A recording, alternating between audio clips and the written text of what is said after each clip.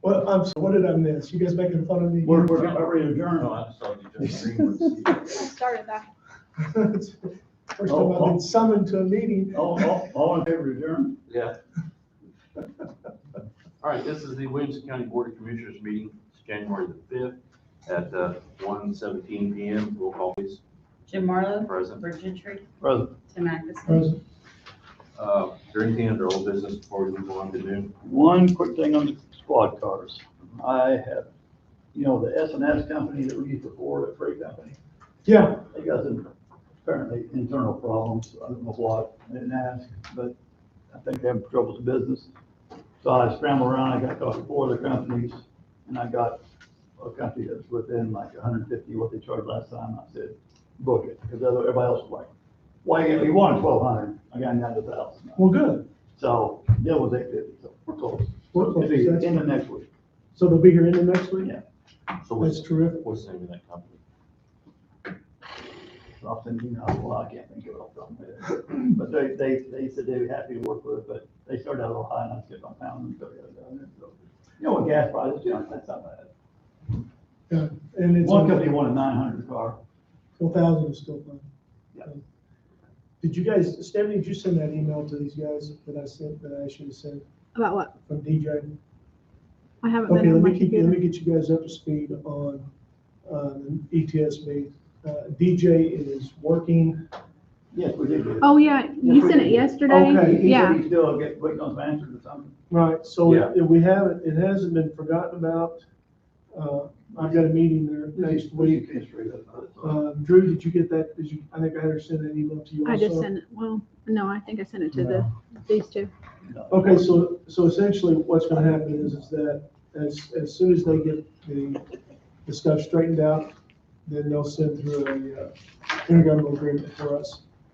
So, which is what we'd asked them to do. They're just working through the process. Yep. Okay, that's all I have. Okay, under new business, we have the final budget transfers for the general fund 2020, 2021.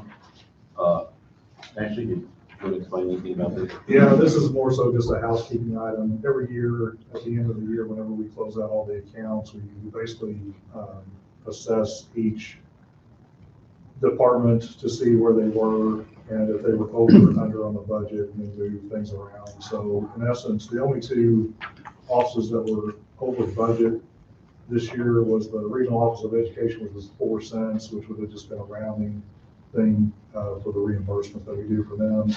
And the Circuit Court Department, which was $1,400 and change, which Judge Green already discussed that. That's because we had a juvenile that had to be held in the Franklin County Juvenile Detention Center for an extended period of time, and you obviously can't budget for unexpected issues like that. So all in all, every other office was under budget. I mean, either by design or by luck, I'll just say it that way.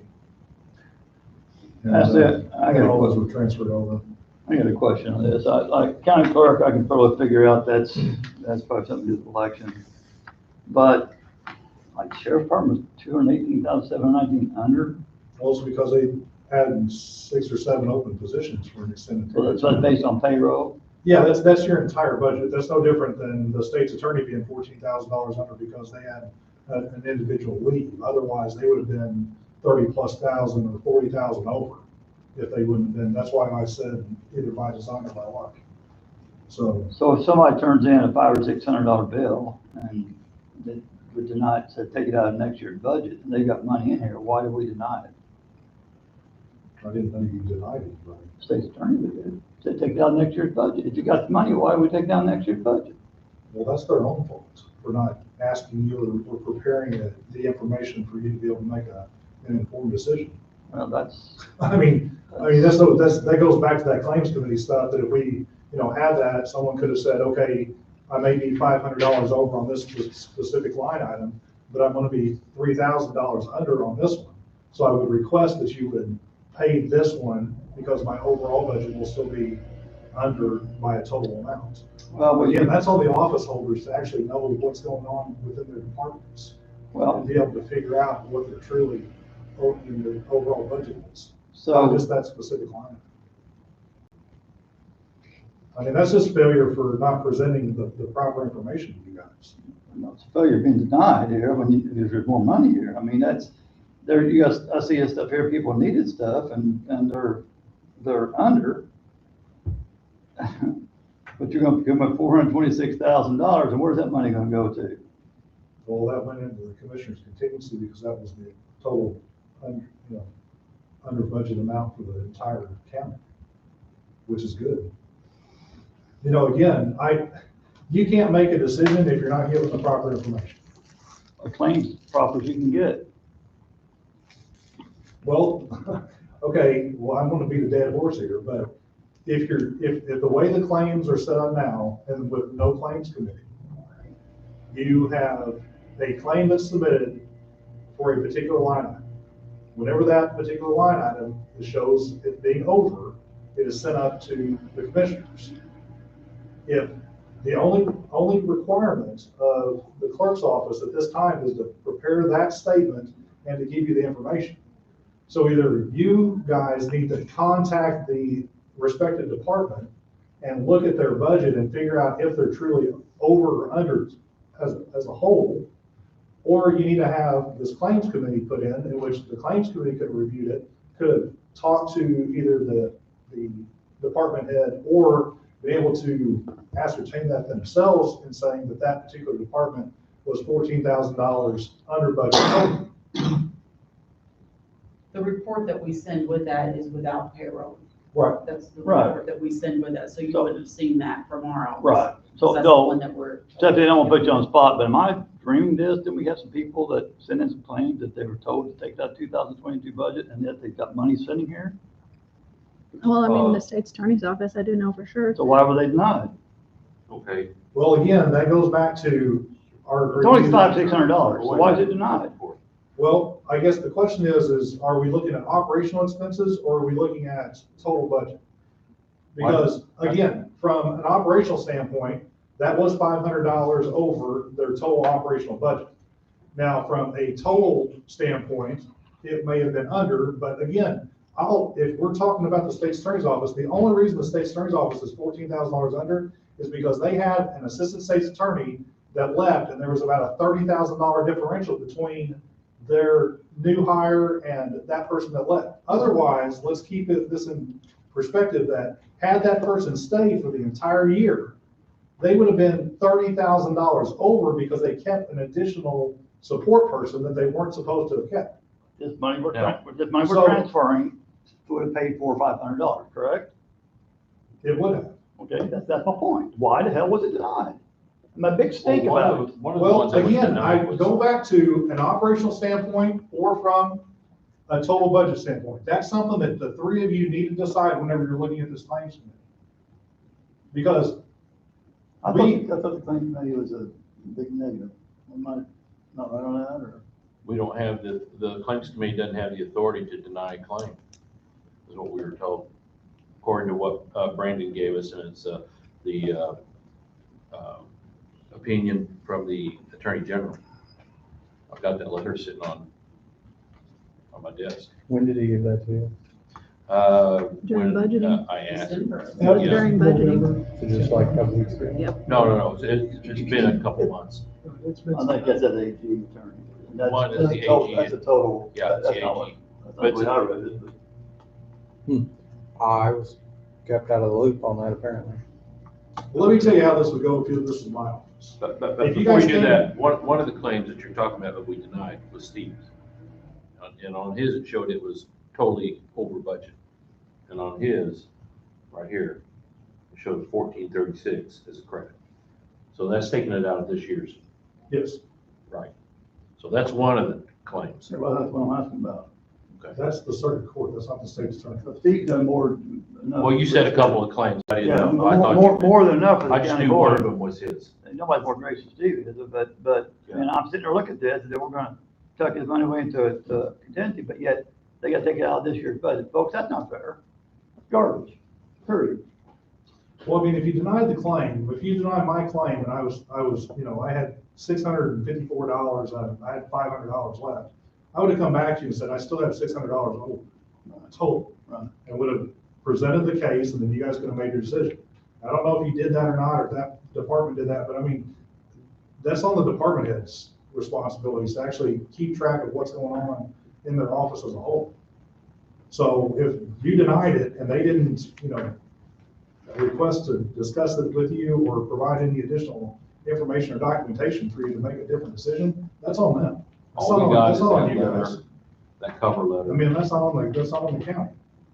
I mean, I purposely have set up a budget with, including payroll and to exclude payroll, because 9 times out of 10, all the overages that I saw all happened because it appeared at the time in October and November, before those payroll items and were coming out on a bi-weekly basis, it appeared that there was enough money in there. Then all of a sudden, when you get to the very end, and you're paying some of these offices, I mean, $60,000 to $80,000 in payroll.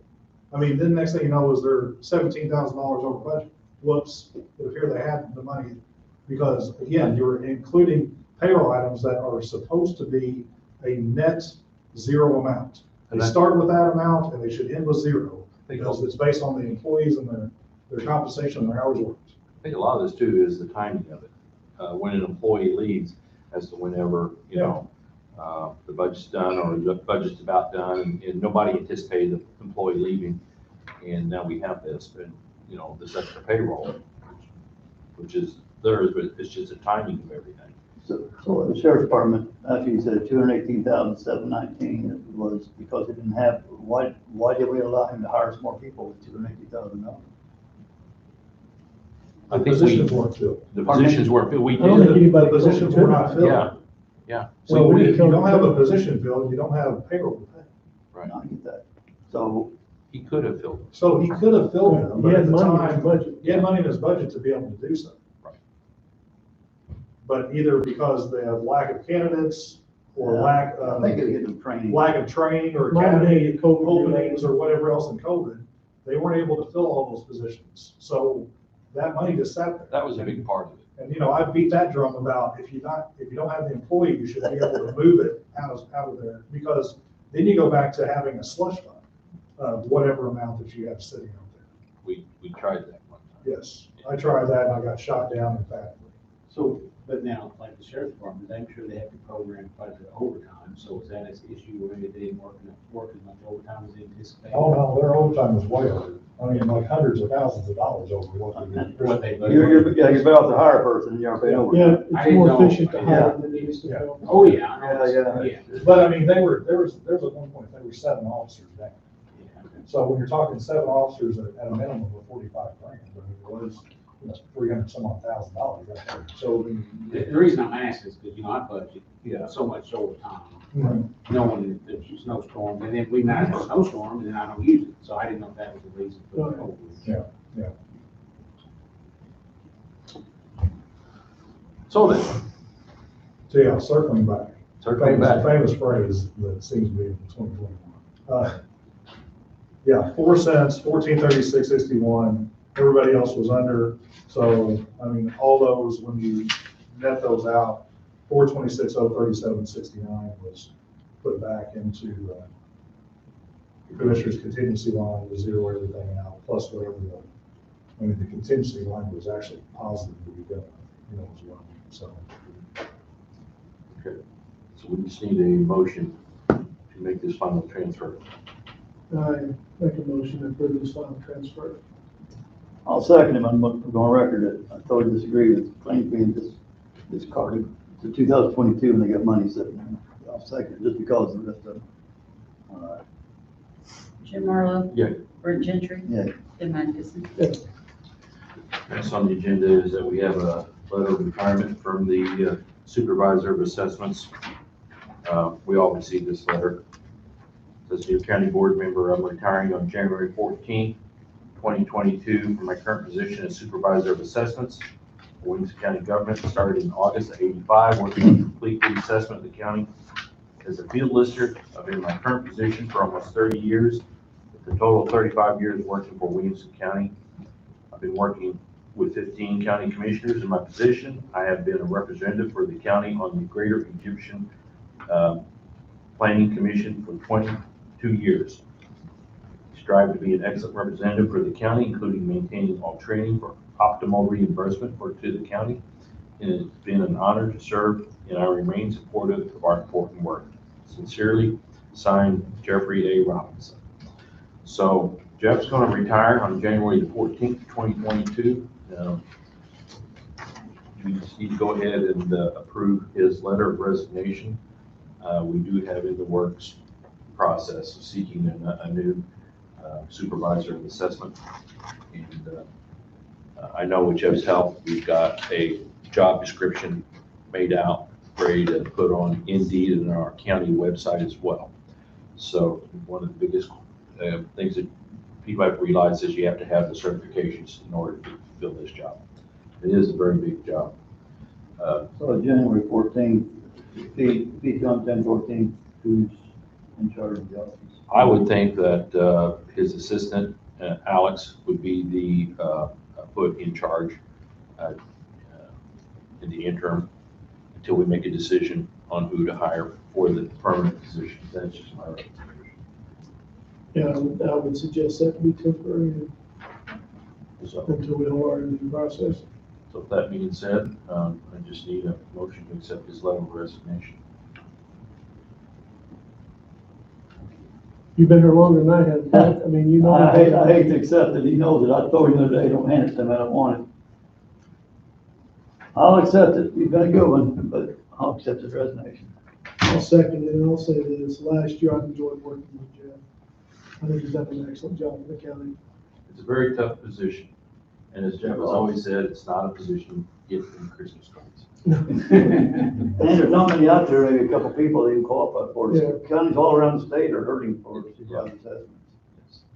So it's sad because he's done a lot of good. Jim Marlowe. Yeah. Bert Gentry. Yeah. Tim Atkinson. May I ask the board a question? Do you have a timeline, what you're thinking about, trying to fill this? 10 days. As soon as possible. As soon as possible. We're on a timeline. We were hopeful to be able to maybe get our bills out more close to the normal The ad's gonna run 10 days. June, but obviously. We're not gonna let grass grow into And this. as soon as the ad is done, I think we need to schedule a meeting and review this and just move on this just as fast as we can. Before we move on to ARPA, I've asked Travis to be here. Travis, you want to give us an update on the meeting yesterday? Sure. I don't know how much detail you want, but basically, Tony Baxter and his crew presented 2 bills yesterday. We had a brief discussion about the status of the project. Overall, based on the billings, they're about 17% complete. Now, that includes the preliminary engineering, the design, everything. They've got most of the trees cleared on the south end. They plan to start South Reed Station February 1st.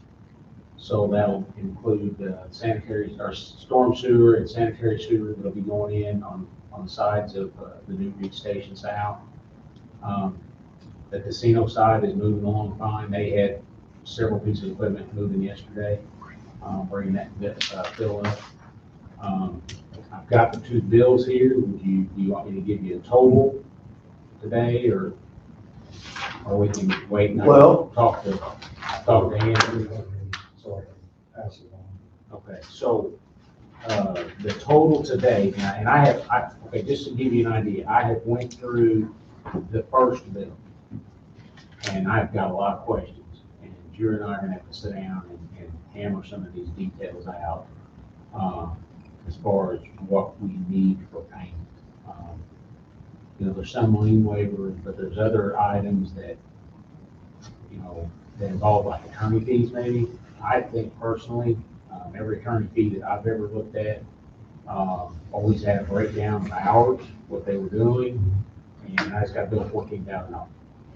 So the legal fees, my point is that's not good enough. I need to see a breakdown of what they were doing. Yeah, that's with the legal fees, So we we agreed to said, since we broke those out, we said we had to have some kind of statement, an itemized statement with each one of those before we'll pay it. That's right. Right, okay, so, so that's one, that's, you know, that's a minor thing. I mean, we just gotta get, this first one's gonna be a learning curve for all of us.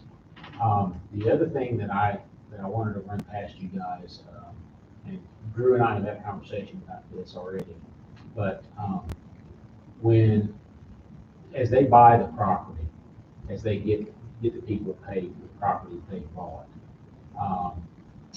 and they get a deed recorded in Baxter's name, and they get a piece of clean title, here's title policy, title commitment in his name, then Drew and I's conversation was we will go ahead and pay for that property because it's in his name. The agreement says he's got to give us the property.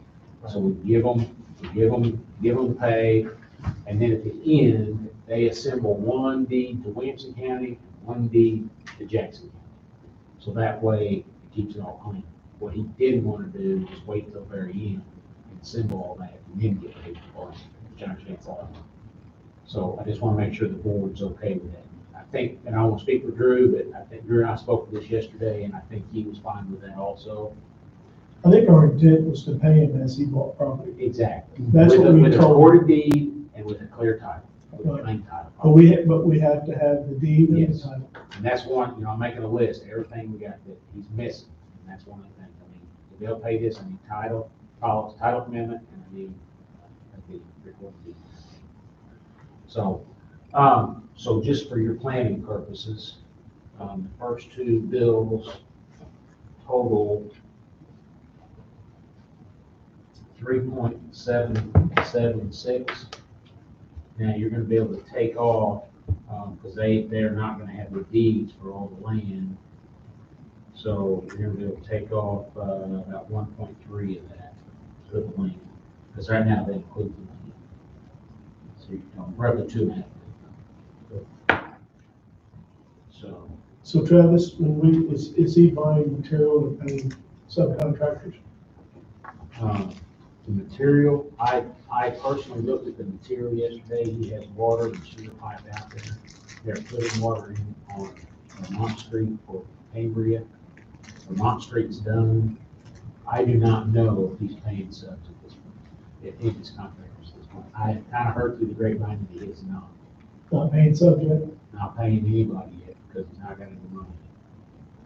So that was just, I just got that through. Well, we don't know what his agreement might be with the subcontractors. So what I was told was Yenzi, which is the one incurring 90% of the cost right now, moving all the dirt. You know how much diesel is a gallon, and he's probably got 15 pieces of equipment running out there, plus operators. I was told that, you know, they can hold on for a while, but at some point in time, they're gonna run out of money. They're gonna run out of capability to pay. So that's just what I was told through the engineering. So you know why I asked about material and subs? Okay. Will we be looking at the waivers, subs Okay. waivers from suppliers? So that's one of the questions I've got for Drew. The only waiver we have at this point is there was a testing and inspection company that done some of the preliminary environmental work. We've got 2 of the 3 lien waivers we need from them. I have no lien waivers on file from any of the engineering services. I do have the lien waiver for Vermont Overlay from ET Simons for their first payout. And then as far as, then there's of course the development fee, that's based on the percentage the job is complete. Pre-construction services, that's, a lot of their engineering in-house staff. And so none of those have any waivers. That's what I want to talk to Drew about, is him being our primary person with that, and having bonding on, we really have to have lien waivers from Yes. Baxter. So that was a question I was going to talk to Drew Yes, about. we write a check, we need. I agree with you, I just want to make sure that everybody's there, so.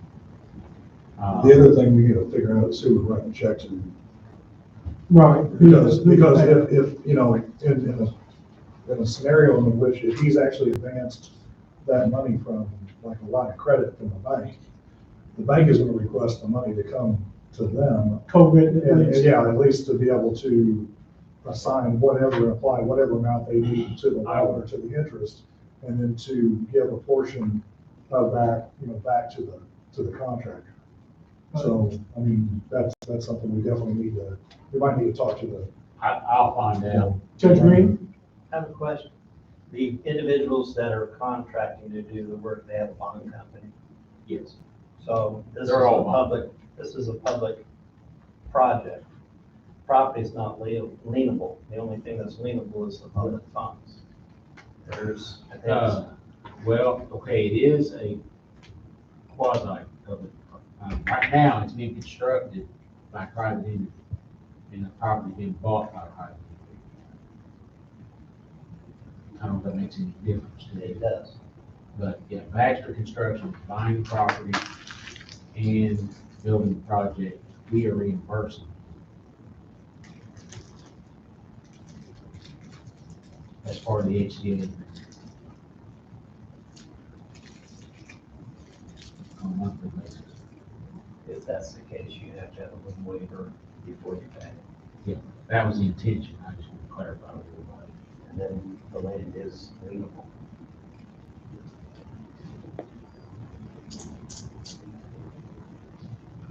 So one last question for you, Travis.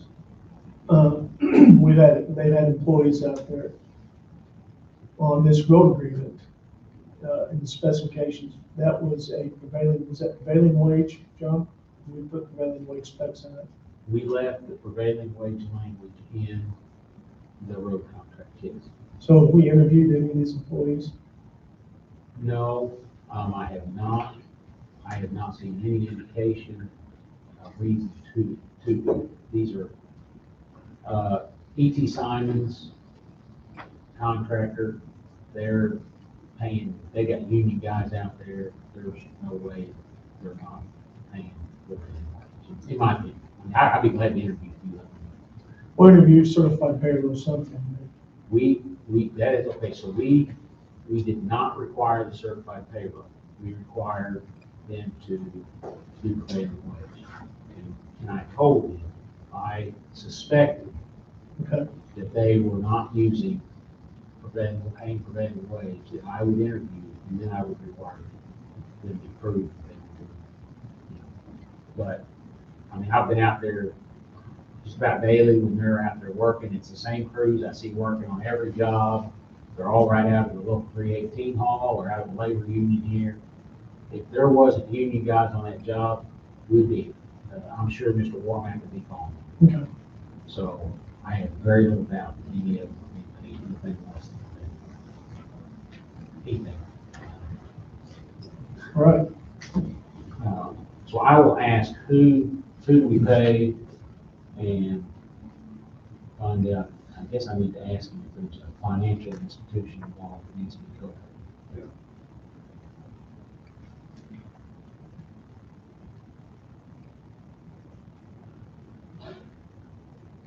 What we may have to do is basically send them notice that we're gonna send them whatever, $2 million for it, and they may send us a directly.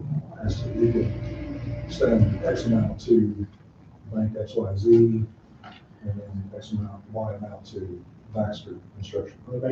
If they have a lockbox agreement, they're gonna say, send it all to us, and we'll divvy it up, according to the loan agreement.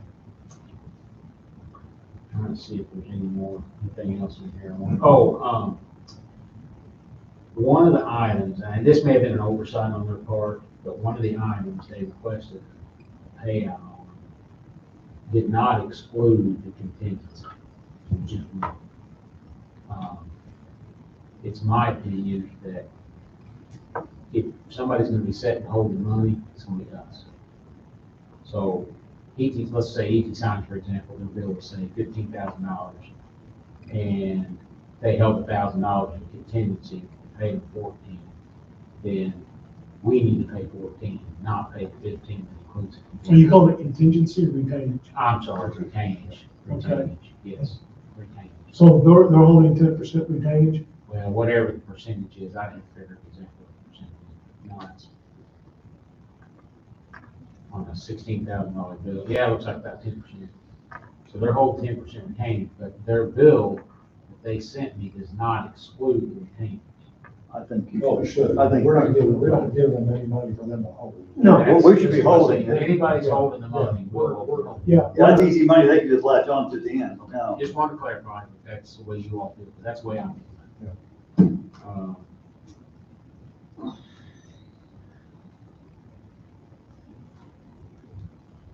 One other thing, closing cost, legal and closing costs. So in reviewing the bills, there are closing costs associated with each parcel. It is my opinion that that money is not set up, should not be paid under land purchases. That should be paid under the 300,000 legal and closing costs. Which is what they said they had to have.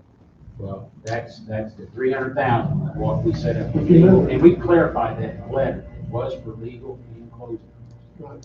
So they had submitted it all under land purchases. Unless he tries to convince me some other way, I'm separating those out. I mean, it's not a huge amount of money, but.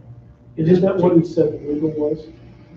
Well, legal is deed preparation, title review, things like that. I thought though that there was a question about this from him. And he said that it was going to also be legal or closing costs. Well, and then, right. Well, and the other thing he's calling closing costs is the thing I talked about a little bit with you yesterday is, on that loan. That $130,000, he called that closing costs. So just to bring you guys up to speed, one of the things that I'm looking at is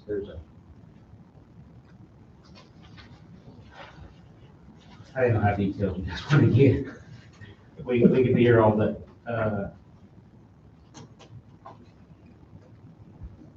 One of the bills is called, it's just a disbursement request and authorization. And it's basically between Baxter and Mid-American National Bank. You might be more familiar. That's a loan disbursement. Yeah, that's what it is. Yeah. And it's the loan was for $13 million. That was because the original deal was he was going to front the money. So there was a $13,000 attorney bill and $130,000 NBA loan processing fee. No, that's an origination fee. They charge them 1%. It was how much, 13,000? $13,000 for the attorney, which I had no breakdown of Yeah. costs or hours or anything. And $130,000 NBA loan processing. Yeah, that's 1% of it. So basically, when the commercial loan is done, especially in a larger market, so you get charged an origination fee. Like if you bought a house, they charge you like a $400 origination fee. Okay, My question. that's My his cost. That's My not question ours. is, did he get this loan set up before we got this whole arrangement made? And now we, What's the date on the loan? It's up there at the top. well, yeah, I guess that's a good thing to look at. 10/15. Yeah. It says the loan date, yeah, I hadn't seen that. Yeah. So So he had got closed this his loan set up. Yeah. So I guess we want to see, I guess on something like this, we want to see some kind of payment. Some kind of But the justification. county should be paying his origination fee or his legal cost for that. His argument is gonna be, originally, the HCA said he was gonna front the money. Okay. And then, so he went out and got his loan to front the money. Then the county come back in this year, or late last year, and said, no, we're gonna finance it, we can finance it cheaper. So he's already spent this money, in his mind, he's saying, I've already spent this money to get this set up per the HCA, and now you're changing. And that's where he's saying we've already violated the HCA. That's what he will claim. The question you're gonna ask him is whether or not he's gonna take that as expenses on his taxes.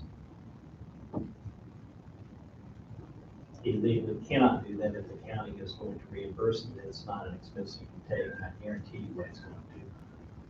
Hadn't thought about it, and I asked him. Now, Steve, you don't Steve, think you'd do that, do you? Huh? You don't really. think Tony? 100%. Yeah. I'm just thinking through how that would work. Yeah, because that should be, yeah, I mean, you should have zero cost involved, and shouldn't be able to claim it. I think there's also an argument that we gave him notice that we weren't gonna have him carry it before that date of 10/15. Well, I think we would have to verify that date when we talk to him. Because he finally came and presented us the budget in early September.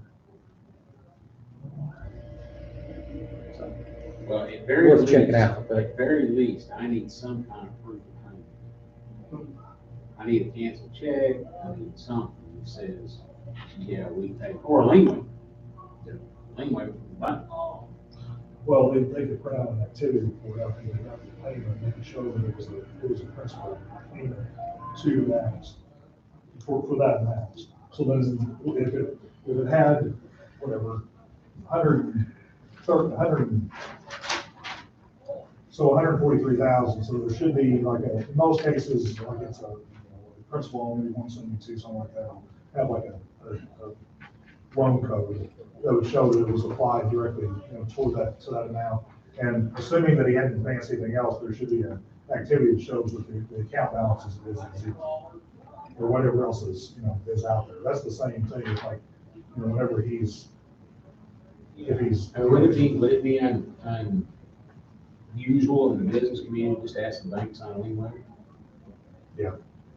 I mean, the bank uses it, but they can give you documentation. That says they've been paid. That it's been paid, or they could write like a memo or something saying that there was $143,000 even applied to the principal of loan, such and such. And even on that, you guys, as attorneys, agree I should get a breakdown of that attorney's time. Yeah.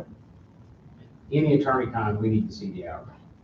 And usually they'll write down what they were doing, very brief, what they done.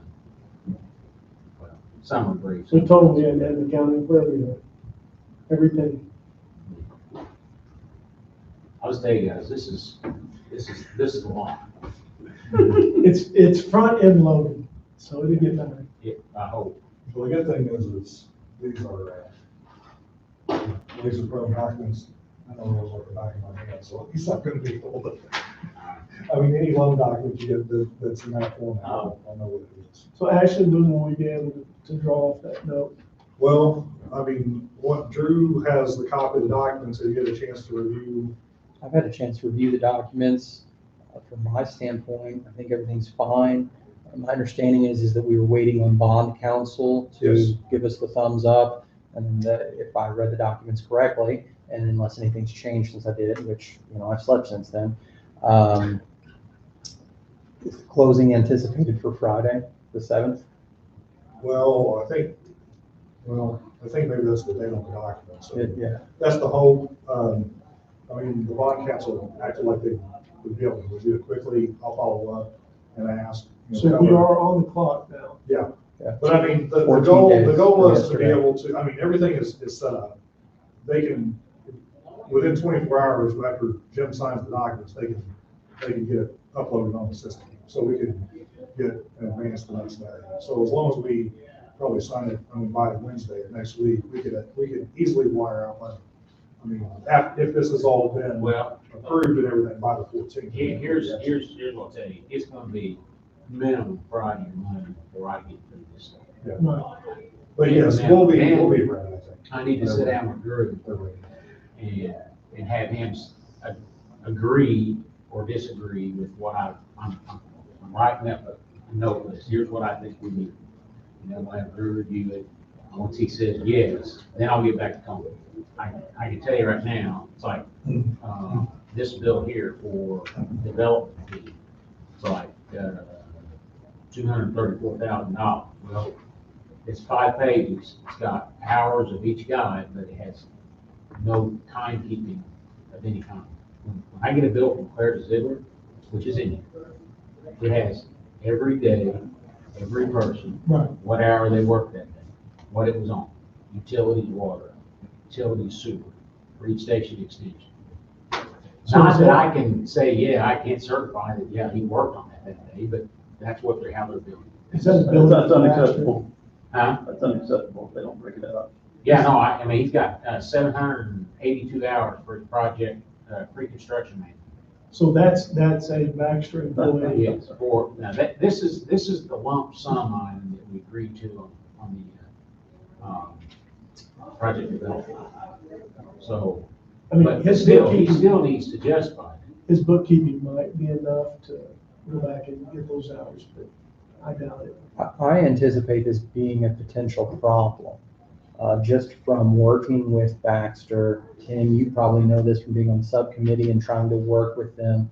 On the telephone, they'll tell you whatever you want to hear, and then when you get the piece of paper in your hands, it's nothing like what you discussed. So when you call Baxter, Travis, and you say, look, we need this broken out, he'll be like, oh, absolutely, we'll get that done. And then a week later, you get something and it's not broken out. That's going to be my guess. The thing that I think we have to hang our hat on is we have the 14 days from yesterday, which is obviously the 18th. But they did agree in the response we provided, the clarification for the HCA is that the first draw may be delayed, and we gave a variety of reasons. And if it's delayed because we haven't approved their documents, I mean, it says, look, we have to approve what you give us before you're going to get paid. Well, and I was very clear with him all along that, that we will meet the 14 days, assuming all the documentation is in order. Right. This documentation is far from in order. Right. In my mind. Now, I don't know, maybe I can be convinced some other way, I don't know, but, Well, I hope his accounting system will allow that, to get you hours in specific times of day. I mean, it doesn't even have project management name. Right. Well, there could have been multiple. He may not have, at the time that those hours were worked, he had no idea he was going to have to count for every one of those hours. Well, look, I'm far from perfect. I'm not trying to insult or put anybody down. But when our portion of this project is a drop in the bucket. I mean, I understand $13.4 million is a lot of money. That being said, this is $164 million overall project that Baxter is in charge of developing.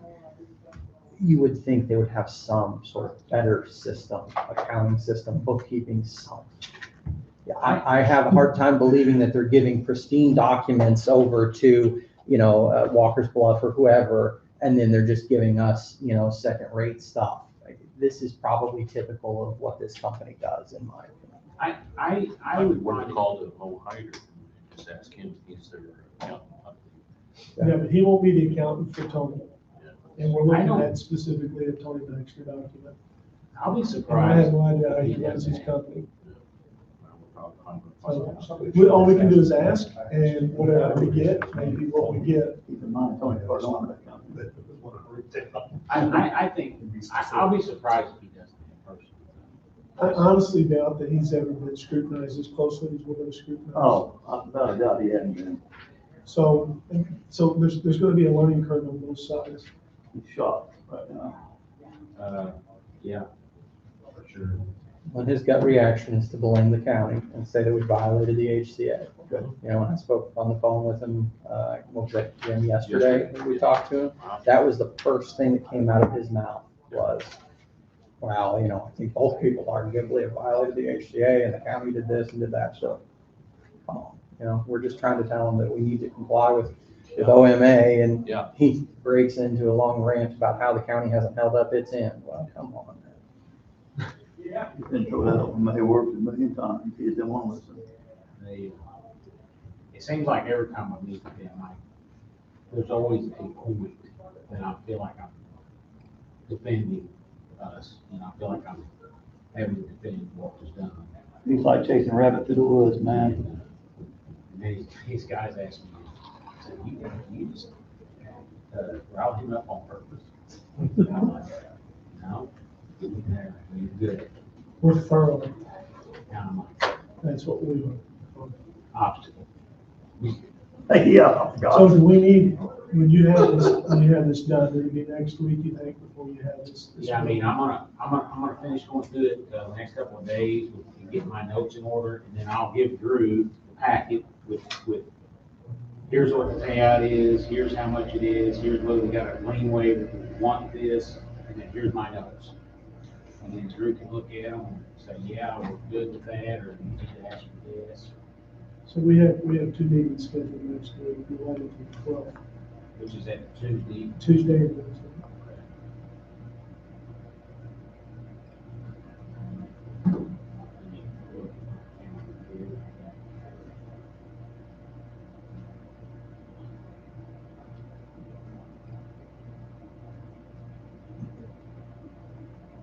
So I've got you guys on the calendar for Tuesday. Is he sticking to the Tuesday, is he gonna do Wednesday? Well, it's up to him, but guys, I want this board to approve every expenditure out there. I think we should have no doubt about every expenditure out there. With the exception of what, I agree with that. with the exception of the part that we gave Travis, What time's the board meeting on Wednesday? 2015. If it's needed. If needed, if you Drew need. and I are scheduled, I don't know what time we're scheduled, because I don't think it's scheduled yet, but Drew and I are scheduled to be in front of Judge Gill next Wednesday sometime, I don't know what time. You need bail, then I have to go throw your bail for you. I need bail for the guy that's in there, but not me. Well, you want to let us know then? and we'll Yeah, I mean, let us right know. now, I'm gonna plan on being ready too. Tuesday, That's what I'm planning on being ready, so if you want to have, if she needs to put something on the agenda, she probably needs to put it on Go the agenda for Tuesday. For Tuesday? yeah. You know what you're putting on the agenda. You know what you're putting. Not exactly. Walker's Bluff payout, Payout number 1, payout 1 and 2. number 2. I'll have 1 and 2 hopefully ready. A lot of, He sent 2 progress buildings? yeah, he sent November's and December's. He's been setting on November's. Let me crash underneath this feet, is it? Well, he made the statement in the meeting yesterday that he thought I had already received that and was reviewing it. And, his guys all looked at each other. I said, no. So I got them both yesterday. How did he send those to you? So, I was out yesterday, looking at some issues, and I got them by email. Okay. And then when I got to the meeting, they handed me the front packet that just shows the listing. So there's a timestamp on it. In person. Oh, yeah, it's easy. Okay. So you got it right before you walked in the meeting. Yeah, Nice. let's see, that would have been about at 2:30. Convenient. And it was emailed to me probably 1:30. So, but, I mean, if it takes us 1 or 2 weeks, it takes 1 or 2 weeks. I know, I told him we would make every attempt and I really want us to make to that. expedite the pay. I mean, I had done that meeting at 4, and I went back to the office and worked on this till 7 o'clock. I know you did, Travis. I hate that this. No, I don't, no, that's part of the job, but what I'm telling you is I'm expediting for him. Whether he wants to believe it or not, it is. Tim hates you having to do it, and I kinda like you having to do it. Yeah. That doesn't surprise me. I don't want to wear, he's only been here a year, I don't want him wearing it out. No, I'm good. We're good. I get tired, well. So just a little update, we mounted plows and boxes today. We're ready to go. I saw trucks with sprayers on the back of them today.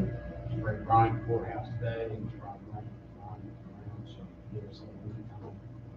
I talked to Kelly today, I'm on call with her to let her know if we're gonna call, it's gonna be a daytime thing. I'll call with her so we can get the school superintendent to 3 inches in here, don't you heard? I'm here 1 to 2. Yeah, south though, I ain't gonna get it. Maybe my wife was a little bit. I'm gonna say we can do it. I don't know many. I don't I want like these 70 degrees tomorrow instead. All right. We gotta get to Anything else Steve. for us? So Steve, I think that's it, unless you guys got some more questions. Thanks, Kevin. So Drew, we're on, I don't know if you were out for a minute. We're on the board meeting next Tuesday. So I'll get you this as soon as I get done. Okay. Hopefully, maybe I'll do it, get done about 3 o'clock Friday, so you have a weekend to look at. Yeah, that'd be perfect. That'd be awesome. Mhm.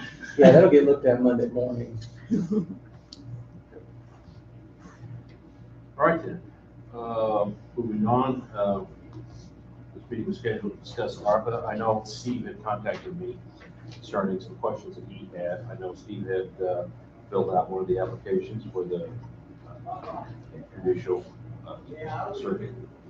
And Steve, I'll just turn it over to you to answer your questions, and Sure. maybe we can help answer some of them. Sure. First, I want to thank the board for the offering of those funds. We do have a backlog, as you know, we discussed it before. What I did is I utilized several of my judges. The three of us got together, we actually pulled cases and kind of did a trial run on how this would work and make a determination as to whether or not it was something we should do. The reason why I say that is after we got to looking at it, I asked for a specified period of funds for a specified period of time. I don't believe that the program will last that period of time, so. You're talking 18 months? Yeah, I think that we can get it done much sooner than that. I mean, obviously, people can ask for trials, COVID can come, there's issues like that. But based off what we have right now, we reasonably anticipate that we would have this done in 6 months. Good. Well, okay, so that's why I communicated with Mr. Marlowe, because I didn't think that it would be a proper use of those funds for me to take, I don't remember the exact amount, let's just say it's $100,000, and then that money not be available to some other program. Asked him about, I didn't want there to be political problems for the county or for me, or, paying some lawyer a lot of money for work that they didn't do. So those were my concerns, and I communicated to him, and Maybe I'll see you again. we don't have to do this program if you guys feel like it's something that might pose a financial egg on your face, so to speak, if you know what I So mean. that's the one with 1,000 hours on both sides, right? It has to be limited to that. No, I Otherwise, understand. I've got to pay, Yeah. I've got to pay retirement, I've got to pay health, and I'm not doing that. So see, the way I always saw this, in my opinion, was that we were gonna do whatever we could to help, if you had a backlog, to help you get through that. Right? And if you think it's not needed, then that's fine. Well, I don't think it could run 18 months. I don't. So that's the issue that you're concerned with, is the timeline. Well, I've asked for $100,000 and I'm supposed to expend it over 18 months, let's just say. Okay.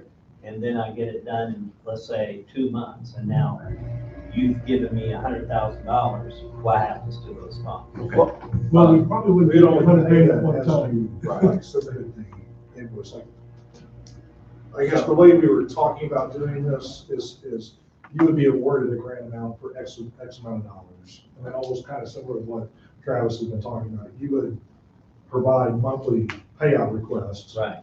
for that. So if after 6 months you had completed your entire backlog and you were done, if you had only expended, say, $60,000, Right. then that 60,000 would be done. We would close out that grant, and then the other 40,000 would then be put back into the sum, because For the next round. for the next round of requests. So the money is gonna sit in the ARPA fund now, and then each month, the board will approve the request of whatever. There could be 12 projects, there could be 22 projects that they do. So whenever they approve them, we get the total amount, and then I will advance the money from the ARPA fund into the clearing account, and then we would start paying out of that clearing account to those respective grant recipients. So we're not gonna hand over the money in full to those groups. I understood And that, but so. that part I understood, but the way I did the application for the grant was for a specific amount for a specific period of time. And I don't think I can justify that. It's based off what we're looking at, that would be a gross overpayment. Let me ask you this, okay, so the money is for the COVID issues we had, that nobody expected. Right. And you had courtrooms closed down, all kinds of stuff happened. Right. That's what To it's, extend the conference for 15. that's what it's for, okay? So what if we just, we're not gonna expend all the money now, so we have a little block of money sitting down there. Can you front it to Doe and keep track of what you're paying out? Yeah. Then us come back later and. Yeah. I mean, we have to get the courts up to date. I mean, you're. Right. For Williams County to run properly, you're gonna have to get people. The only thing about, we would want to talk to the auditor and make sure that we're not I mean, a reimbursement is an acceptable paper trail. Or if it's better off for us to be getting those grants and literally paying those out directly to those respective groups. I understand what you're saying. At the time to do it. So, Yes, yeah. well, either way, yeah. If I do this, I'm entering into a contract with two lawyers. Mhm. And I'm gonna pay them, a contract amount for the work. And it wouldn't be any more than a month at a time is what I'm gonna do now if we do this. Right. Originally, I just thought, okay, we're gonna, if you've seen the contracts with the attorneys that I have for the juvenile court, it's for a year period of time. Right, But I was going to initially do it for the entire period of time, and then I realized after looking at it that I can't do that. Yeah. So, I would do it a month at a time, and I've got the funds that I can front it. That's fine, month's time's If you fine. feel like it can be reimbursable, that's fine. I need to check, because I mean, there are specifics, and whenever I look at, how I have to report to the treasury, if that creates another like layer of. The way I would do it is a pay request, just like I do the contract employees, so that you can see, that they worked that month. That's really the only expense that we're gonna have. I mean, the courthouse already has fixed expenses. I'm not looking for anything there. Or you could, my suggestion would be just to reevaluate the numbers and put a amended numbers on the application. What do you think? Yeah, we could do that, I guess. Either way. The thing is that this isn't something we all expected, and you gotta get out of this mess. And I'd take your word on pretty much everything. So that's something you guys think you feel like you need to do. If it's a month at a time or reimbursement, in my opinion, I don't have a problem with that. You gotta get your head above water. Person that comes into this boardroom and says, well, let's rethink how much money we should get. Yeah, that's not what we usually hear. You're probably the only one that comes through here saying that, Steve. I just want you to know that. It's usually like, we need more, we're gonna spend it all. Well, as a board, you could approve up to I don't know what your, I haven't seen it. We can approve it every Up month. to $100,000, say it's $100,000, up to $100,000. I mean, for a period not to exceed 18 months. And then if he happens to complete the entire backlog in 6 months and he expends $65,000, he's met your up to standards. And then the rest of those monies go back into the Stay bucket. back into, yeah. Yeah, and then so, elsewhere. yeah, redistribute to whomever. If you have somebody that's a $35,000 grant and now he's free that up, you can look at them, or you just keep that back for the next, tranche that comes in, and that would just be Now, extra money that would be available. I know that we're talking contracts here. We're working on a grant contract with those that we're going to award projects for. Mhm. So we'd be awarding you a contract, and you'd have to sign that. But then if you're subcontracting, I don't know how that comes into play then. If, Hello? oh, Kim, Hey, what's going on? we're talking about ARPA. Okay. Steve had, was talking about, if he doesn't expend all the money that, he was, had requested. I think we've got that pretty well answered. But now as far as contracts, we would have a contract with Steve, and then we would have, Steve would have a subcontract with other attorneys. I don't know how that would come into play or anything like that, or what we need to be aware of or anything like that. Well, To be Andrew? Yeah. basically, maybe a few minute differences, basically it'd be just like if you award a construction project, right? You're gonna award that to a developer company or whatever, and they're gonna have subs, right? Ultimately, the buck stops with who you award the contract to, right? So, it's just like with the casino, if some of the subs screw up, ultimately it's on Baxter, right? Same thing would be here, right? You give the judge, hypothetically the $100,000 up to $100,000, 18 months, same thing, he's going to contract with the individuals. If one of the individuals he contracts with breaches that contract, then the judge is going to try to seek a remedy, for that contract. Our contract is basically, the purpose of it is to ensure that the money is being spent in a correct way And that if we find out that it's not being spent in a correct way, that we can recapture it. That way we don't essentially lose the money or forfeit it or pay penalties back to the Treasury Department. So that kind of answers the question about the extra, because now we understand it's going to stay within that one account. We just, if it's not used, we'll just repurpose it for something else. Okay. Well, I want to talk to you just for a minute about these contracts, okay? And let's talk for a minute as an example.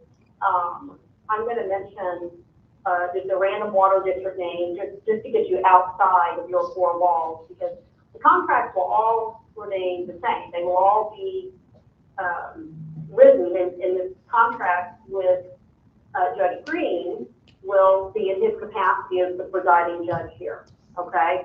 Not him individually, but in his capacity, okay? So if we use, for example, Devil's Kitchen Water District, is that the name of one? Yeah. Okay, so you want to give Devil's Kitchen Water District $3 million for a tower and lines and all these other things.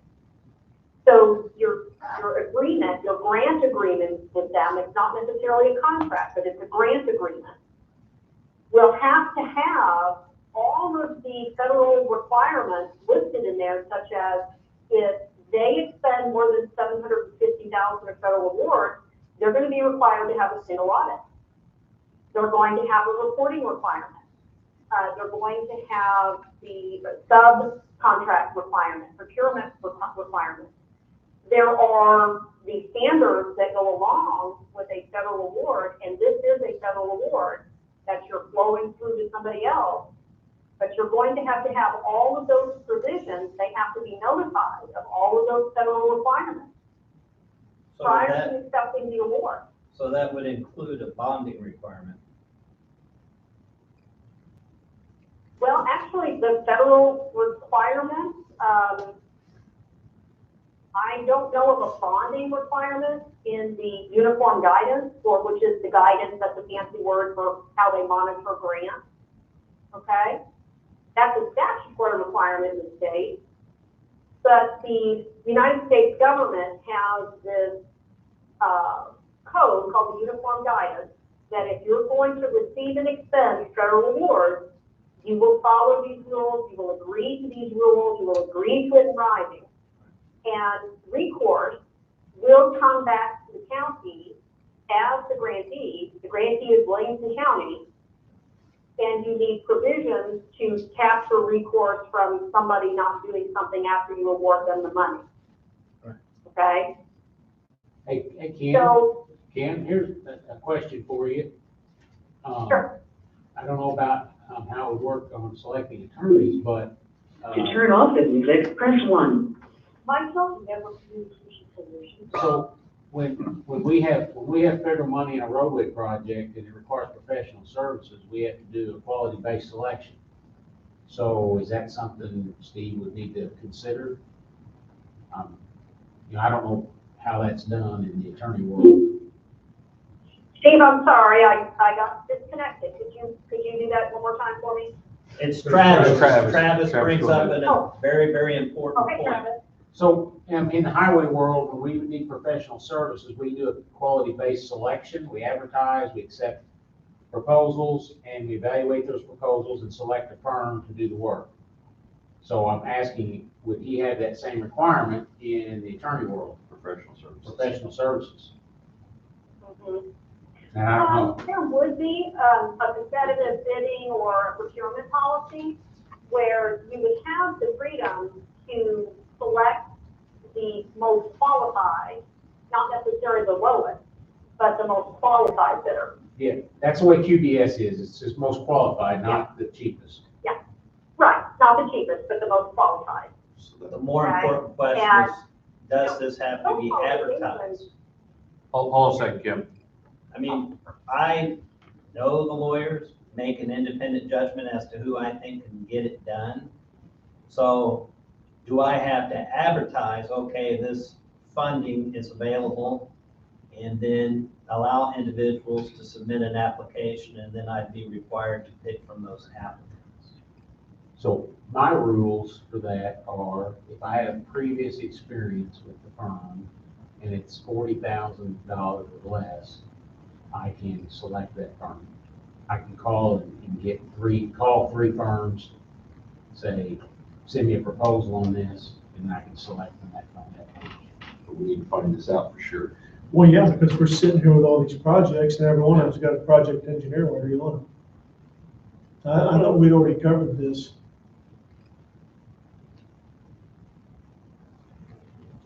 Well, so if Tim, you thought we had done what? I thought we already covered this when it comes to Oh. selecting professional services such as architect or engineer. Oh, okay, now, that's, Tim, what you're probably thinking about there is statutory. Okay? Okay, but when we talk about these, when we talk about these water districts, okay, they all have submitted projects using their engineers. The plans and drawing specifications all been drawn up. They've submitted those to us as shovel-ready jobs. Are they charging you for the engineer's time? Well, I'm sure it's embedded in the price someplace. There's some fluff in there. I'm sure it is. There's gonna be all sorts of stuff, contingency, engineering, all this. Because if you, so like, sometimes I will pay for a project out of our local budget to get it shovel ready. And then with anticipation, getting some funds based on something that's ready. And then I don't seek reimbursement for that. It's usually smaller projects. But if they are not seeking reimbursement for that engineering firm, then it really doesn't matter. But I bet they are. Well, I'm sure it's embedded in the price. I'm sure someplace it's either listed or it's in there someplace. I mean, how in the world are we gonna give any of this money away? Says, How are we gonna give a penny of it away if we have to go all the way down and bid these services that have already been contracted with these local agencies? They've already contracted with these people. They have ongoing contracts with them. They design and build these projects. They bring us their plans or specs, and they ask us for this money. The government wants us to give this money to them. I mean, who's handing this money out? this board is. No, I mean, who's giving it to you guys? It's coming from The the federal treasurer? treasury. That's right. I don't know. Particular agency that's looking at, that's overseeing. I mean, the US Treasury is, so, I mean, somebody probably needs to check and see what their requirements. They may not have as stringent requirements as FHWA. That's why I was. Question, I knew we ask asked this that, question go before. for. I thought I said something. That's the first reason I said something to Steve. I was surprised by that, by your question, actually, because I thought we'd already talked about all of this at one time and found out that we could do this. Yeah, it may be that somebody checked with somebody at the treasury and they didn't have as strict requirements as FHWA. I'm not sure. well, so are you talking about, I think you were able, because I think I called someone or sent a meeting. I think you did too. I think they said if you could provide that you had done the competitive bidding process, or you had, like you said, the past history with them, that was sufficient if you could provide documentation. It wasn't that you had to redo it, you just had to show that you had done it. So I think that maybe goes I don't to remember what, hearing that from you, but to I mean, what I Judge think Green, he would have past history either in the private sector or as, in his current capacity with these attorneys that he could speak to their abilities to handle this and document that. And that should be sufficient. I don't think that we have to tell him, or the board itself has to interview these and make their determination. You're relying on his expertise, same way We you just are need Travis. clarification. Or you just need something to show that he did something to do his due diligence. I think once you do that, that's enough in a file that should be able to support, his recommendation or his request. Put that on the grant contract or whatever.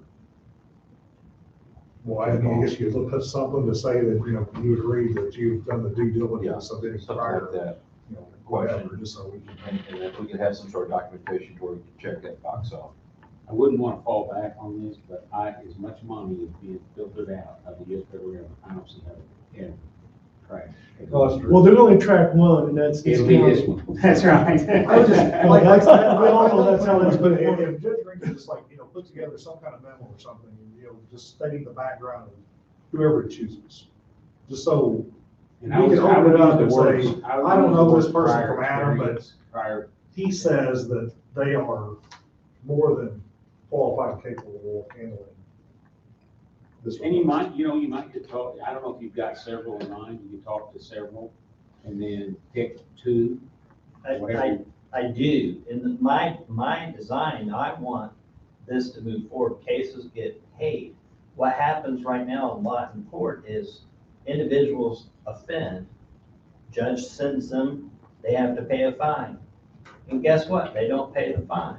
And it sits there forever. I mean, I don't want to do this that way. The way I'm wanting this, it's going to be done.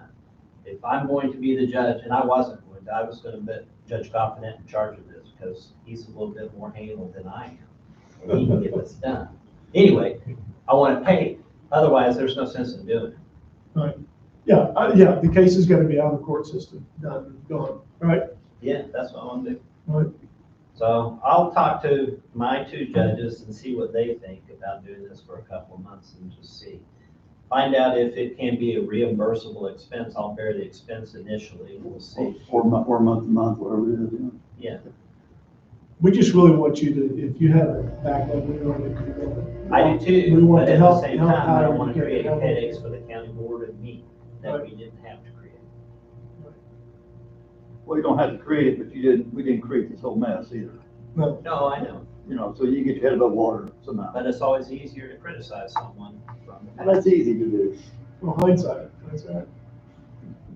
Thank you, gentlemen. I appreciate you allowing me the time to come and speak. Thank you, Steve, it's good seeing you. Good to see you too. Please, Steve. Travis, it's always good to see you.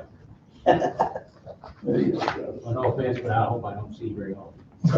I understand that. Maybe for him shortly. I don't know how this works. I don't have a black robe. These were received left the building. Okay. With that being said, does anybody else have anything they want to say about anything about ARPA?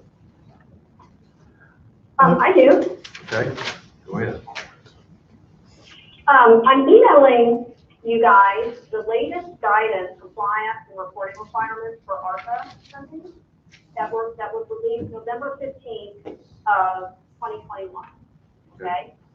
And so I think a nice way to remember this is the requirements, the federal requirements over this money stay with the money through the end use of the funds.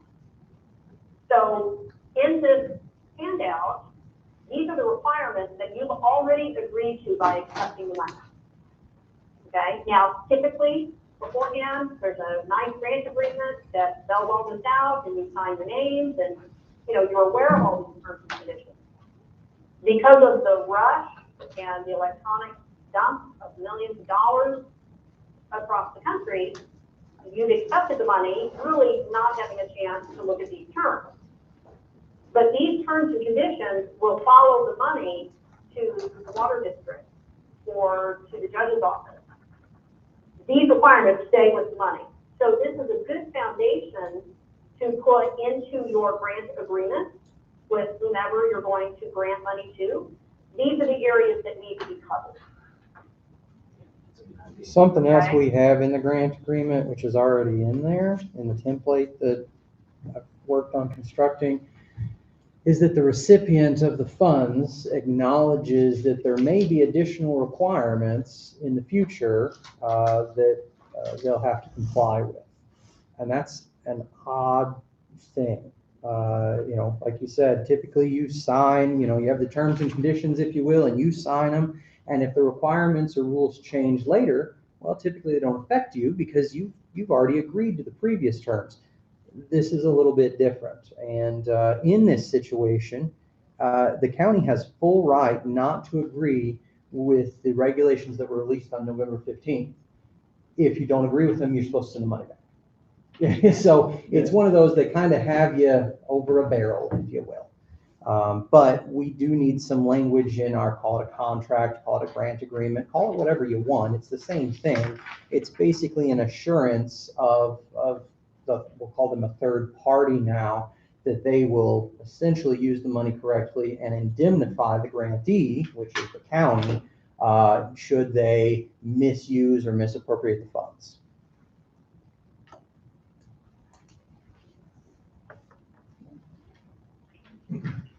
So today, what we,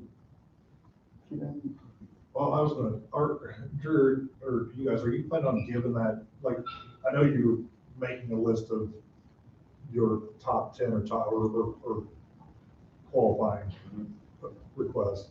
Are you gonna give that grant request to the groups that you're gonna interview so that they are fully aware, like, prior to getting this, that you're gonna have to do this and Right. and make it known that, oh, by the way, if we change the rules in the middle of the game, you gotta follow what we said. Right. So there's not any pushback or, well, No, we right. didn't No, know no, no, this, or we would never ask for the money type. No, this isn't gonna be something that sprung on them at the last minute. That's at least my idea. I personally think it's gonna take at least 2 meetings with an entity before we actually award a project, either partially or totally. But the first would be to go ahead and talk to them about everything, look at their application individually, and ask whatever questions. Can they do it with partial funding? Can they get the project done on time? And just whatever questions we have. And then I would think that we would meet another time to make the final decision without the entity being right there. Or maybe even later on that day or something, whatever, but it's gonna be, at least a couple times that we get together before we award. That's just. I see that same thing. So I guess. But beforehand, we would give them a copy of the grant agreement. This is what you're looking at. Take a look at it, make sure you understand. So when we come to talk to you, we can talk about this grant agreement as well. Make sure you totally understand it. So if we do decide to award, you know what you're signing. Does the grant agreement, or should we have a second, like an authorization to release information document? What I'm getting at, like, okay, in finance, a borrower signs an authorization to release information, which means that, if I was a loan officer, if I ask you for your tax return and you don't comply, I take that little form and with along with my letter, and I send it directly to the accountant and say, they've authorized me to request this. So I get the information whether they want to give it to us or not. So in turn, same thing applying, that if this nonprofit or whomever, you ask them to turn over this information, or we need quarterly statements or whatever, and they don't get it to us within the time frame. I mean, would we have the authority, and at the right, We don't. to have them sign this and be like, okay, we're sending this to Kim Meyer, asking for this quarterly statement, or this year-end statement, or this 2021 tax return, because we can't get it from them, and I'm tired To of it. extend the conference for 15 minutes. Are you still there, Kim? I am. Okay, just want to make sure our phone did that weird thing where you got to push the button to extend it.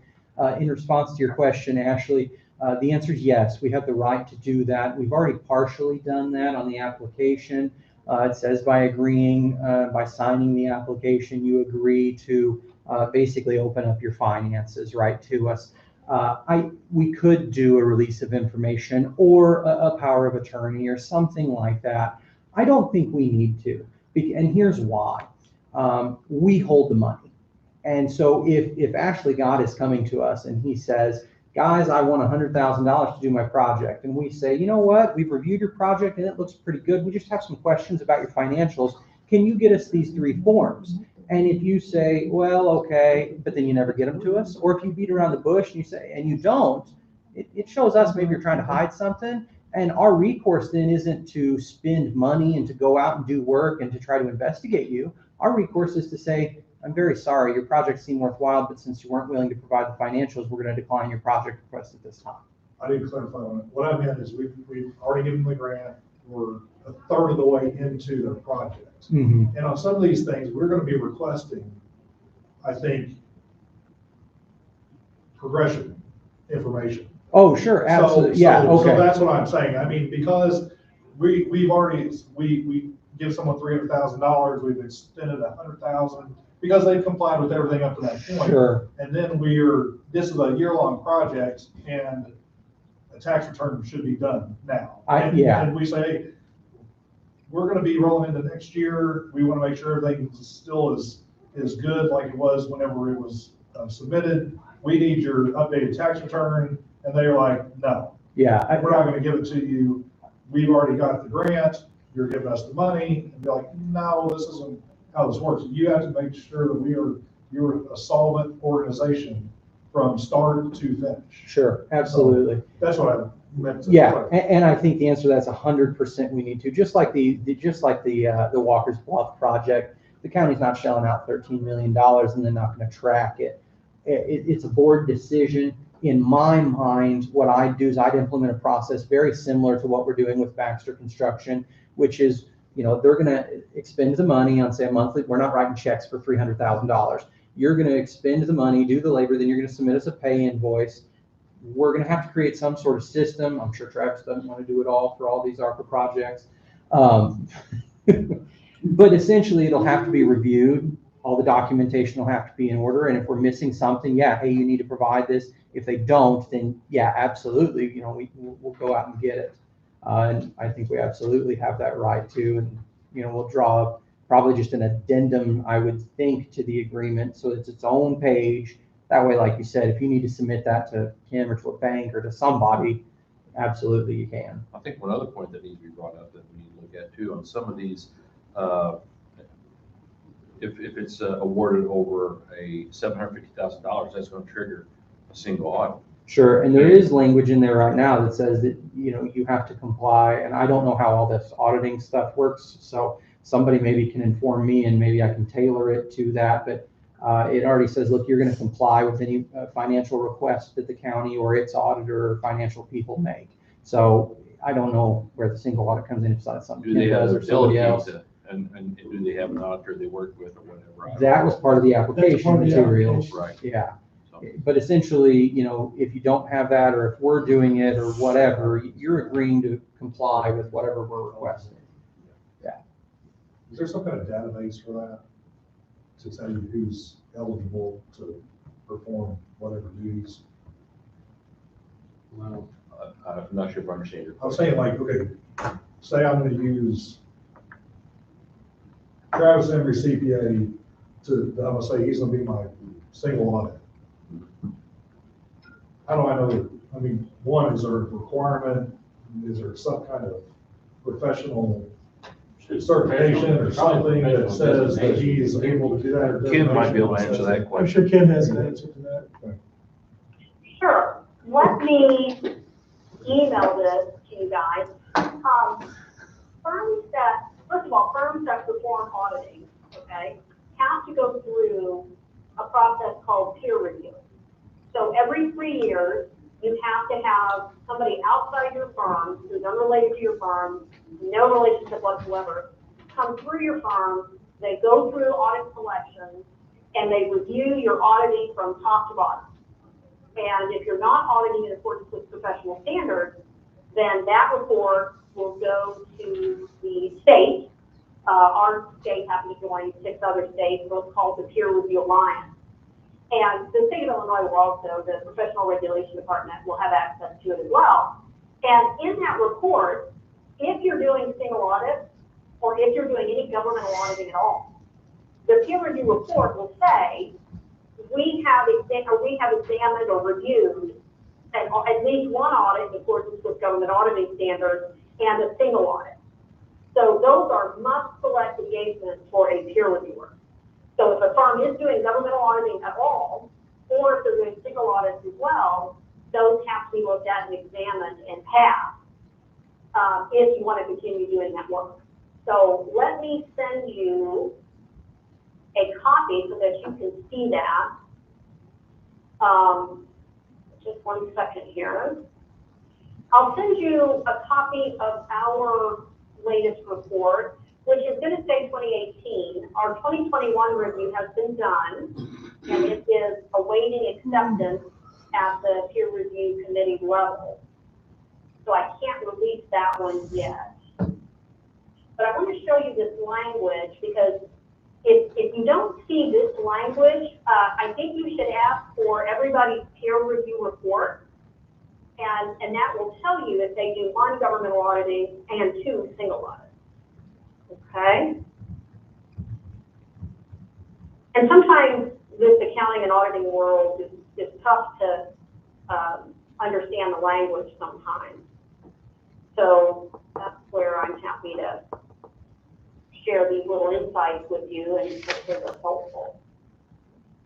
As Ashley says, the circle around. Can we circle around and get back for the point of this meeting? Is that's to narrow down what we all think is, what we think is most crucial, and that's the point of the meeting, and worry about all this stuff another time. I mean, that's what we're meeting for. Well, this is all. Personally, I'm of the mindset I'd rather get all this stuff figured out before we start issuing any Well, money. I'm not talking about because issuing money. I mean, honestly, I'm the one that's gonna be paying most of these checks. I never wanna said, make I sure never, it's okay. I never said issue money.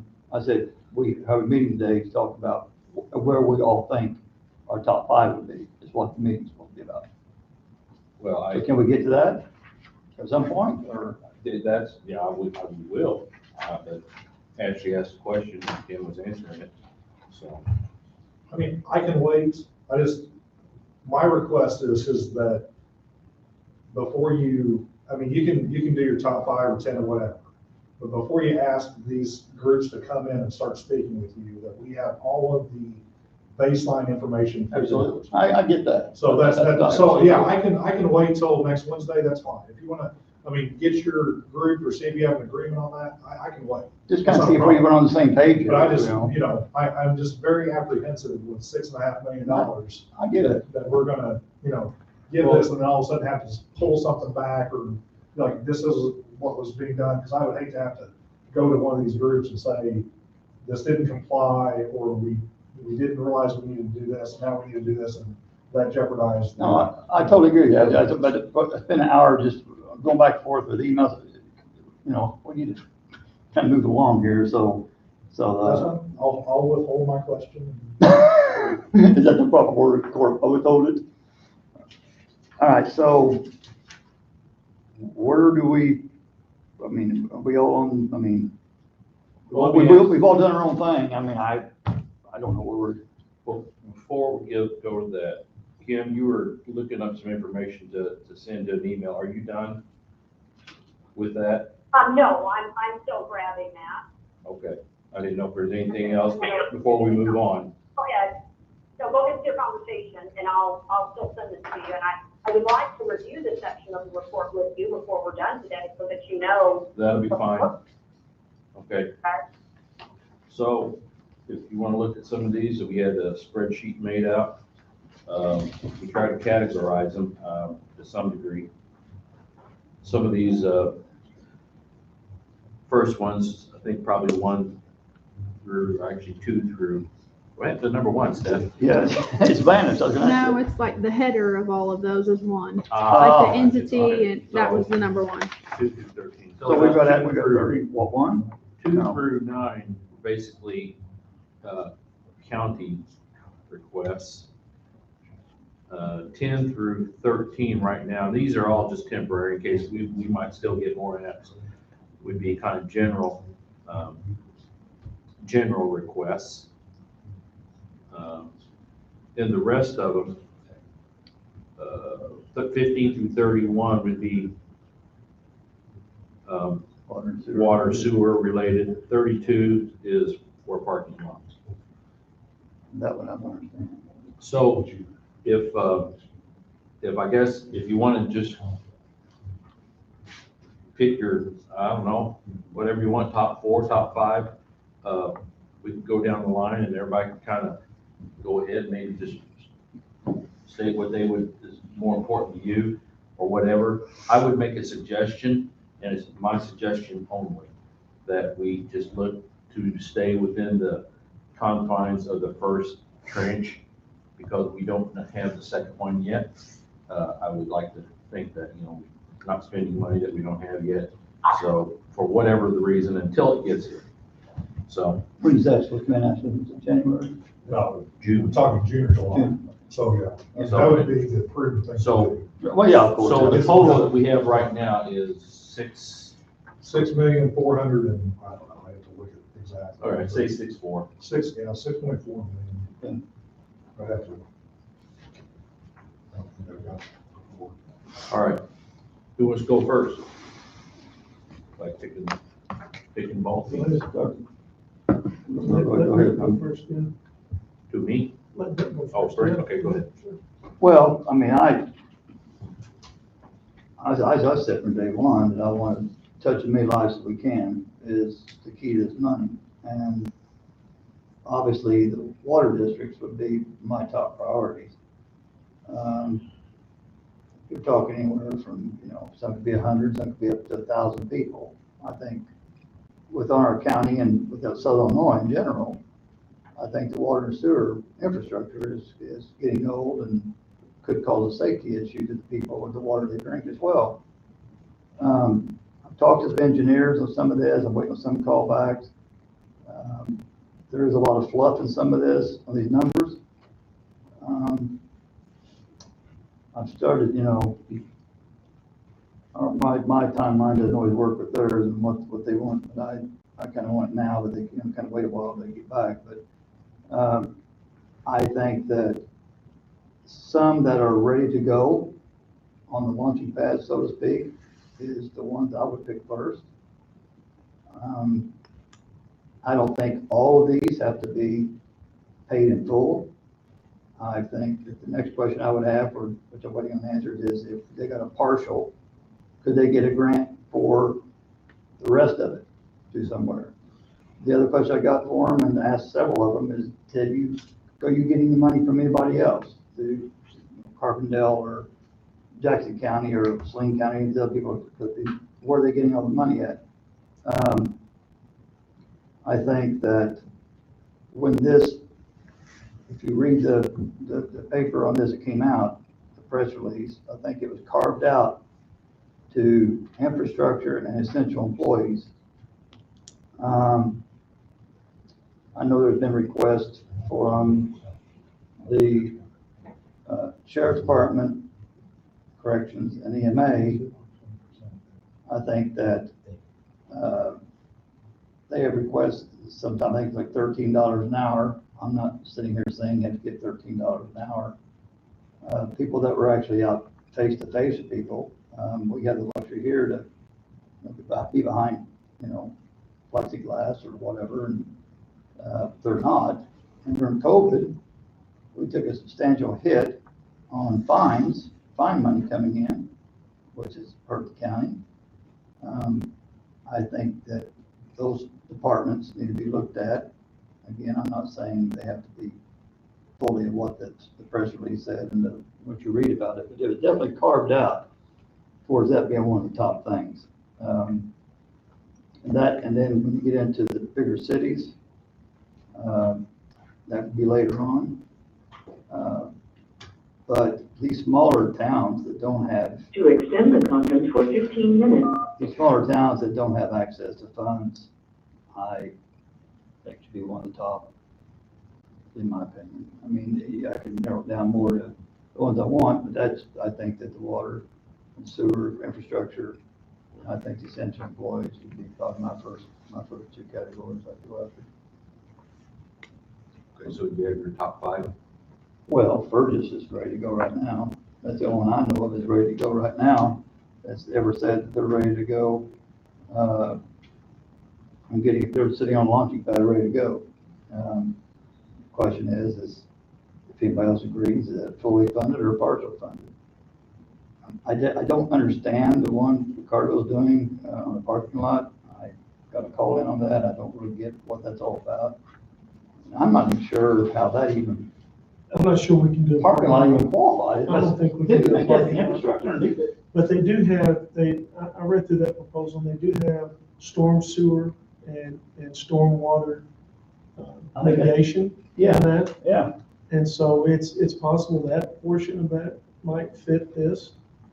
That's roadway related. I don't think roadway. Yeah, I don't Well, the either. stormwater may be, that may actually. Yeah, that we could probably, I mean, fit in the box. Just part of the work that would incorporate the storm. Did anybody really, the child advocacy, did anybody really take a look at that, know what that's all about? I read through it, and I'd have to get the form out and reread it. I read through it. Yeah, I We think, got 31 of them, 35 of them or something. yeah, like that. yeah, I think that, you know, try to knock out some of the smaller ones. I mean, I think Burgess would obviously be the first one ready to go. They said they're ready to go. Like if you have water, it's 200,000, it's not a substantial amount of money. Freemansboro is not a substantial amount of money. Lakeside's got some not substantial amount of money. That 52,000 Lakeside is, I did find out that attaches into Cypress Gardens, which have had all the problems over the years, or 56,920, I put it on phone. You know, Freemansboro's, I'm leaning towards any of the smaller towns. That's not a lot of money, is where I'm leaning at. And then also the essential order, my first two categories, and everything else kind of fall in later. That's what I'm leaning. So have you, other than Burgess, you're not picking any others? Any of the small ones, smaller towns, small amounts. So in other words, just any of the smaller ones? Sure. Anything, smaller towns that can't afford it, for small amounts that can reach out to people. Well, I actually, since we're gonna name names, I actually have 7 projects. Some of these towns are either in violation of EPA or close to it. And once again, we would have to sit down with these folks and find out exactly where they're at when it comes to EPA violations.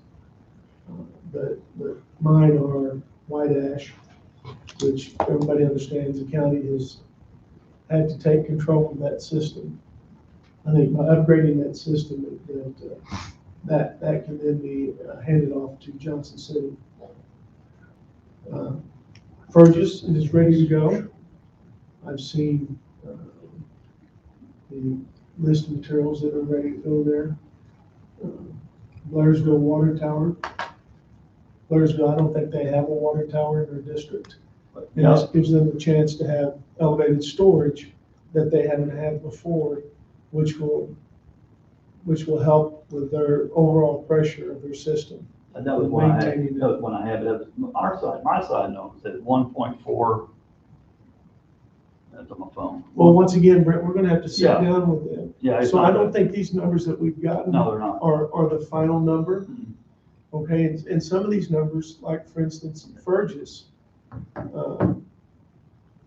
don't know if Fergus, if they were to run into an issue, if they would have the money to come up with any kind of a contingency cost. Cope has a old water meter system in the water service.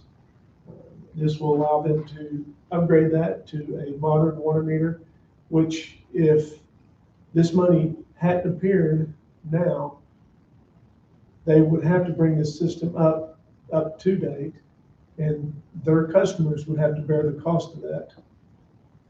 So I think that is a good use of this money. Agree. Freeman Spur on 2 different projects. Freeman Spur has a water tower that is leaking badly. They lose thousands of gallons of water a day. The customers, from what I understand, and once again, when we sit down with them, we can make sure that this is actual. The customers are having to pay extra for the water because of this. And that is not for a new water tower, but for a refurbishment of their existing tower. Freeman Spur again, they have a force main system that uses lift stations, and the pumps in the lift stations are all old. Some of them aren't the right horsepower. Some of the stations that require 2 pumps only have 1 pump. And once again, if they were to bring that up to code, the customers of that water district would have to pay that bill. Let me ask you a question then. That one I had a note side question mark. If they could do one now and maybe catch one in the next round, what would be the biggest priority of that town? Well, I tell you what, we would have to talk to them Okay. and once again, I just made a list No, I get it. of what I thought was I had probably no side, yeah. the And this top, is where we would, in the next meeting, call them in to talk, discuss further about their project. right. Okay, and then my last one was Pittsburgh. Actually, I have one more besides that, but Pittsburgh, once again, that was a water main issue that they have over there, upgrading the water mains in their town. And the last one, which I didn't have time to write down, was New Burnside. And that one's a little bit pricey. That one was $416,000. But I believe, once again, that was an update of their water lines and their water system. And I believe all of these projects meet the criteria of ARPA. Every one of them. And I believe every one of these projects, if they're not 100% shovel ready, will be quickly. And they're small. I think we could see construction on every one of these projects within a year. Yeah, you get what I think, they're small towns too. Okay. Not the big chunks of money. So I didn't have time to add all this up, but I believe that's about $5 million worth of projects. So, that's what I'm at. Including the Burnside. What's that? Including the Burnside. yeah, somewhere around $5 to $5.5 million. Yeah, I think I had 5 something. And I mean, we can do whatever the board wants to do on this, but I don't think we should go over $5 or $5.5 million right now. No, Because we don't know what contingency costs these projects may have. They may not, if they run into a problem, they may not be able to fund everything. some of them aren't even, may not be totally ready. Right, so, and we just need to call these folks, I mean, this is just my list. And this is what we're setting up for the next meeting. Right. Invite them in. Invite these folks in. And if we all can agree with. No, I'm just seeing if we're all on the same, kind of on the same page, sounds like. Are you done? Oh, yeah, I'm done. Well, I give you my top list. Number one, and I think we're all gonna agree, White Ash, would be my number one. In speaking with, the mayor for Johnson City, he's, let me know that, the council there would agree to take over, the sewer system of White Ash. They would take over, they would also assume the, USDA loan. And, you know, we've talked about this ever since 2014 when they dissolved, how to go about this. This is our opportunity to get it out of this whole sewer issue. And one thing about White Ash is that they had raw sewer on the ground last year. Yeah, and every time I get a call that they've got raw sewage, I'm reporting it to the EPA Right. to let them know, so That's they've a got a whole serious issue. list. Bad problem out there. It is, and so this is our opportunity, and they would agree to take it over. That would involve a new intergovernmental agreement with Johnson City and with Pittsburgh, because we have one with both towns right now. And then that would be out of our hands. My number two would be the Burgess Water District. They've been in here before. They've showed us what's going on and everything. I understand. I agree. My number three pick would be the Blairsville Water Tower. I think that serves a lot of people out there. They do need that water pressure out there. I know they're strapped for cash out there in that area. That's another project that we get. I've also included number 18, the Blairsville Water Sewer System, as well. I think if you're going to do the water, I think we do have the funds right now still to take care of that sewer system. Once again, whether in full or partial.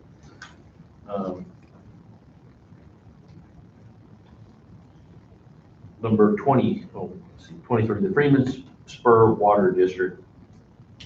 Okay, I agree about what Tim said about their water tower. Number 26 is Pittsburgh Water District. Once again, I think we could help them out quite a bit.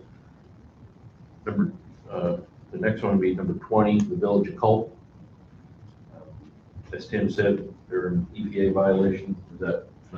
I don't know for sure that they're. Borderline. But they do have, what they have is antiquated water meters. And then the Freeman Spur lift station.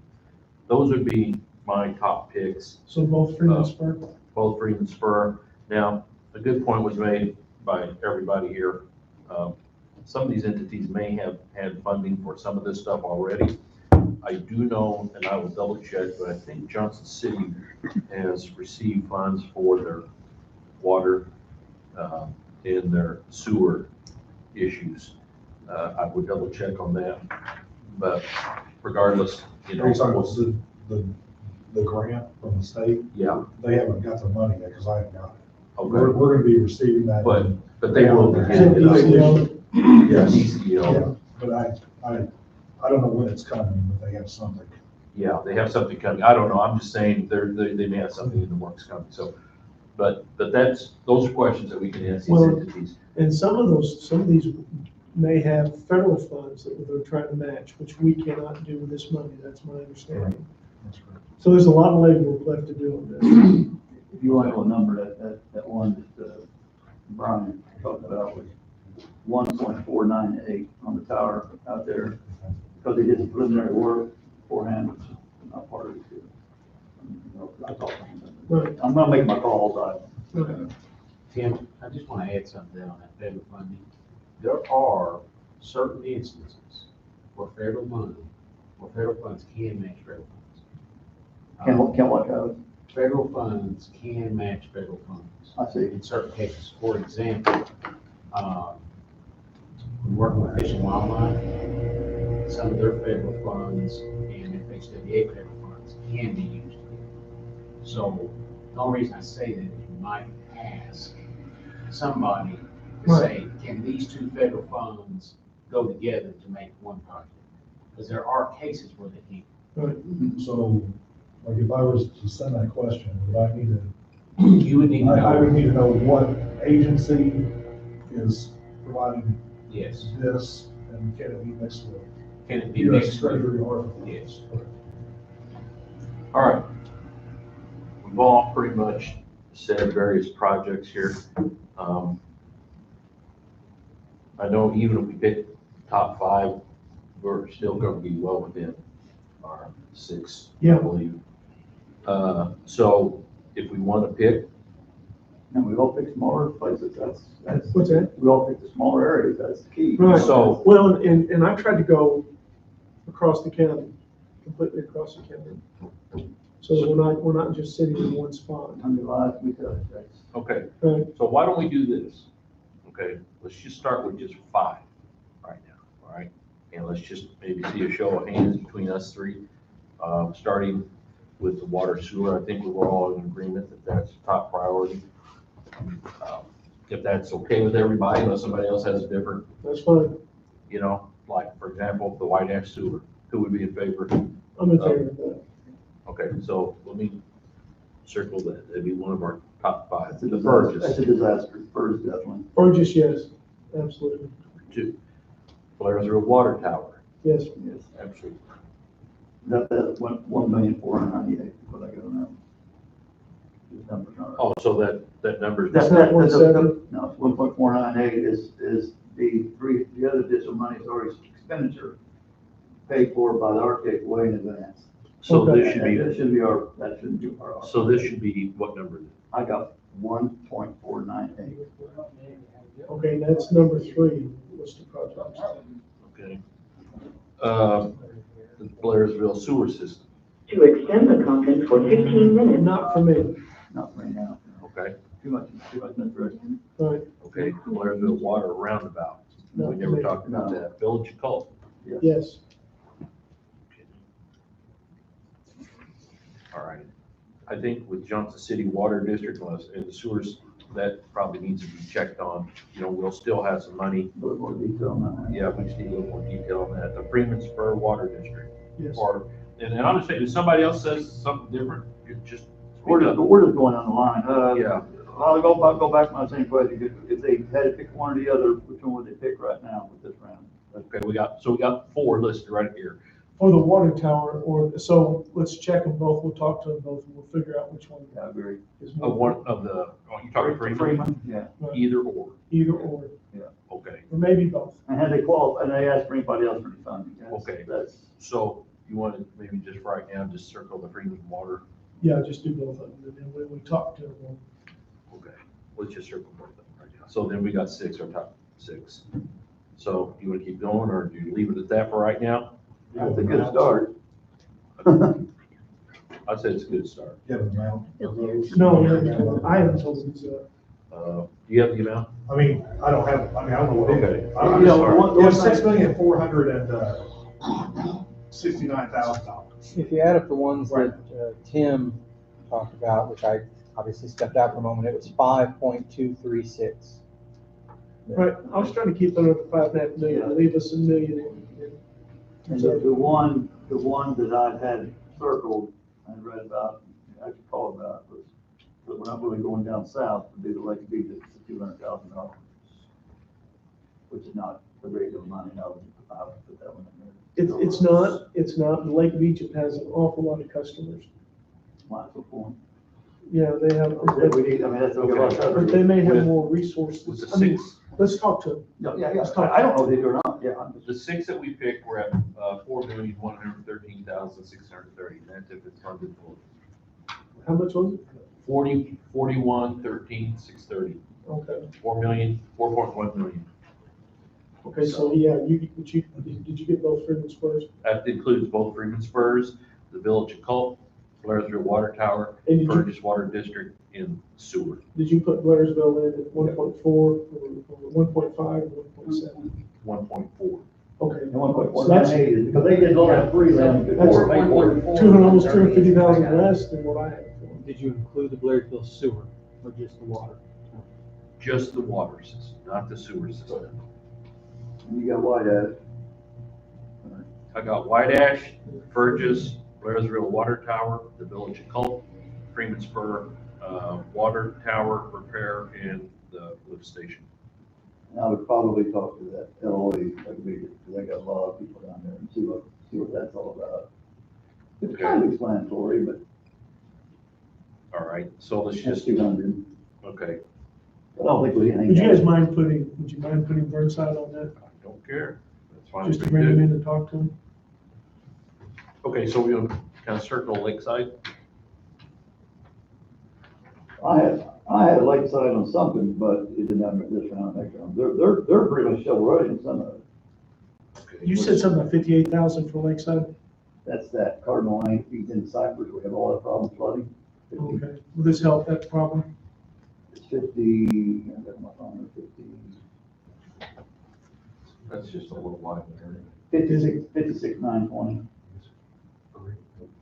What's, I didn't have them on my list. I've got them down Cardinal for, Lane, I got them down for 1,800,000. well, they're all accumulated together. Oh, they had multiple Yeah, they had a Cardinal Lane, they had a spillway subdivision. I'll tell you that one is in bad shape, but it's pretty pricey, it's, that behind old Ike. Yeah, The old subdivision back there, that's 797, 750, man, that needs. what was that? Was that sewer or water? Okay, if we put Lakeside in here with their number, the requested amount, 1,808,770, that would put us up to 5.9 million. Yeah, that's maybe a little bit more than it should go. And again, it's not gonna be partial. We may find out that they're getting money from somebody else. Yeah, That's what we want to. That's why you gotta talk to that's them. why we need to bring them in. So and this talk is to just the total request, is what this is. And we're at 5.9 if we include Lakeside, so I don't care if you want to bring them in. Let's bring them in and talk to them. So let's bring in, okay, well, White Ash is going to be Brian Ziegler on behalf of the county, and Find out how much plus bills that they cut out. Yeah. Ask them what his Burgess fee is, is, take it off the top. we'll bring in Burgess, We all know that from Tony. Blairsville Water Tower, we could talk to Representative Call, But what's those engineers, Travis? in Lakeside. So let's just do that as a start. I think we've got our top 6 here, 7. So, Brent, did I'm you comfortable say with the that Lake of list. Egypt for the 600? Yeah. You Did include- include that one? I didn't include What'd you that say, one. Drew? Brendan mentioned he wanted the Lake of Egypt bringing in the 200,000, wanted them brought in. All right. Let's talk to them. Just for talk, I mean. That's 6.1. Not the They got a lot of people You down have there. about a million That's a huge contingencies, district down there. and you'll really Okay. done a lot. You know, Okay. A lot of people. We're going all the way around the county. Right. And if nothing else, like I said, we can always throw them a bone, you know, fund it Partial. fully. Yeah, fund it partially. So I think we got a good start. I think what we need to do is maybe bring these people in starting next Wednesday. Yeah. What our meetings are set up for. And that's all I was looking for, just to start, let's get something, we can at least get an idea, keep it moving. I would like to talk, maybe we can try and schedule them for Wednesday. I don't know, we can, how many we got? 7? Do you want to do them all? Think we do it in the afternoon, or you want to start in the morning? I'm gonna take a couple different meetings. I was gonna say we start in the morning. Probably, because some people may be available morning, some Yeah. people may be available afternoon. So, You got 7, try to schedule 3 of them, 4 in the morning and 3 in the afternoon, something like that. something like that, yeah, maybe They won't schedule, take long. you want to schedule a half hour or an hour So on Wednesday, is that Yeah. what you said? Wednesday, anything, 45 minutes maybe. I would say. Starting at 10, is that what you said? I'm sorry, Starting at 10? yeah, 10, is that good, or you want Start earlier. 9, to start at 9? Right, 'cause we got afternoon Yeah. meeting also. And you want them in 30-minute increments? I Or think that'd be all right. That was gonna be run off. 30 minutes. It kicked on, hasn't it? Enough, or do you want to- Theirs kicked on. First round, I think probably 30 minutes would be good. Okay, 30 minutes. But, I mean, we can ask the questions we need to ask in 30 minutes and score it. Okay. As to whether or not we want to bring it back the next time. So, Give them 5 or 10 minutes to, in the meantime, getting back to the grant contract or whatever, we need to maybe have that in place. So maybe we can look at that, maybe we can vote on that. Do you think we can vote on that? Or accept that by next Wednesday, yeah, I think what you want to do, or even Tuesday? We've got a meeting. on right, Tuesday. the regular meeting, perhaps you could put it on the agenda for the regular meeting on Tuesday. And essentially what you guys are going to be voting on is a template. Yeah. Because each one is going to be different and individualized to the specific project. But if we have a framework, Yeah. That you guys can approve, yeah, perfect. Okay, so that's a grant template, is that what you said? That needs to go on the agenda? Grant agreement template or something like that, yeah. okay. All right. Well, guys, got anything else? I'm all out. Uh, I've exhausted the list. We need to go ahead and, being that we've accepted Jeff's letter of resignation, make sure that we put that on our website, the job description. Does Julie not already have it on there? Julie already has it. Jeff helped her develop it. We've looked at it. I think everybody's okay with it. Are you okay with it? I mean, Crying, but I'm okay with it. I'm good with it. I'm good with it. What's our time frame on this? We set a date What was that, 10 days before it's put on the, after it was put on Indeed? starting 10, yeah. Okay, 10 days. so then at that point, we can start calling in for interviews. You won't have any. I know. Well, you never know, Brent, you just never know. That's brutal. That's brutal. So she can put it on tomorrow and say by the 20th, which is 2 weeks from, no, actually, yeah, from tomorrow. We can get all of them, and then maybe the following week, which would be unless you want to do the next day, the 21st, which is a Friday. I was gonna say, just use our meeting on the 26th. To just, look at everything and go through them and call them in for interviews. Maybe that might give them plenty of time, call them and whoever applies, and that way we can set up interviews and go make our decisions. So you're wanting the ad to run from when? We can run it starting tomorrow.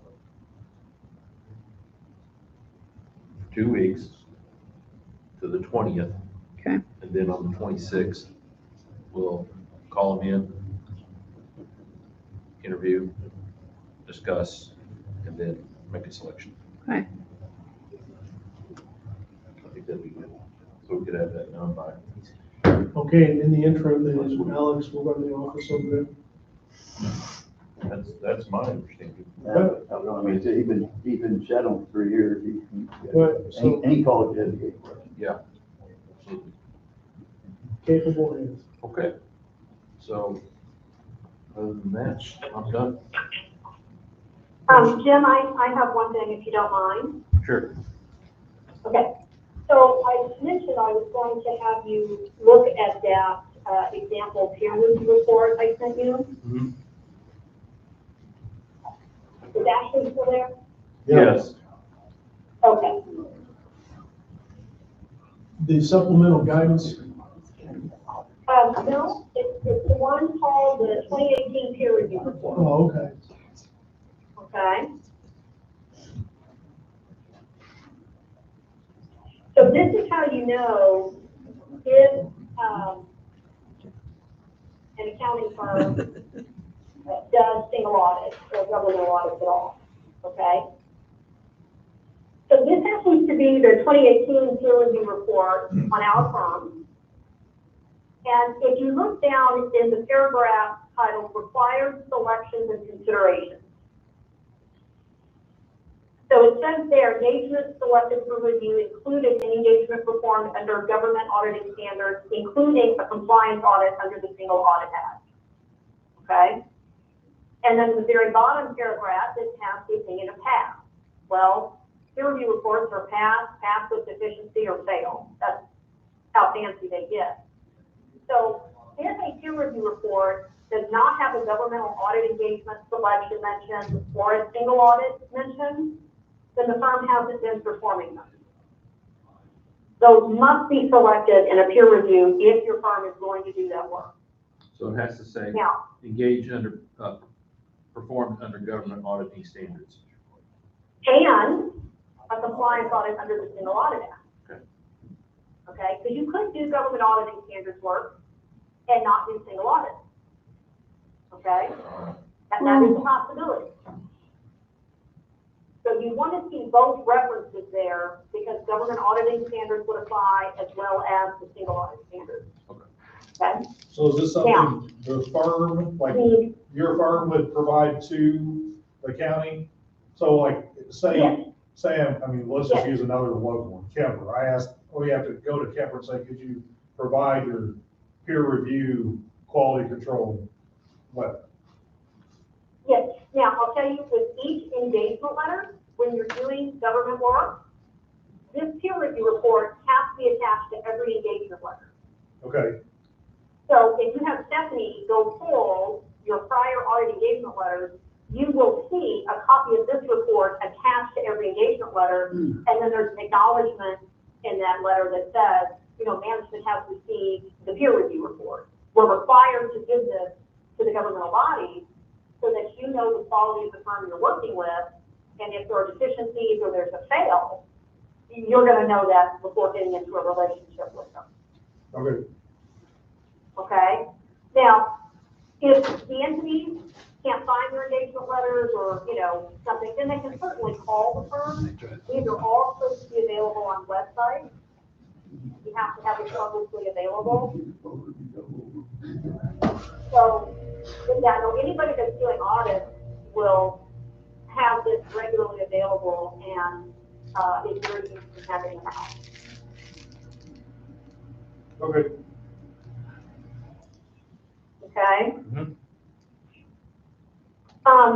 Now I sent you also some supplemental guidance on the ARPA. And what I'm thinking about that is, again, To extend the conference for 15. that might be some nice language to have available to you to put into your grant agreement. It's nice sometimes to have these canned requirements that the federal government has laid out for everybody to sort of copy and paste and not have to recreate the wheel or have to make sure you carve everything. So, but generally, you know, these provisions are going to follow the money. So the requirements need to be passed along to the end user. Okay? All right. Okay. So that may help you get an agreement together in the next week or two if you have this, you know, canned language you can take. All right. Drew, did Okay, you get that? choice of the people being done. Okay. Thumbs up. All right. Okay? Now, Jim, I'm sorry, just one more thing. That, If you're inviting these folks to come forward next week or the week after or whenever, you could ask them to bring anything you want with them. Like if you want them to bring their auditor's peer review report with them. I don't see anything wrong with that. okay, all right, That way you know, and if they don't, they're not gonna understand single audit. They're not gonna know what that means.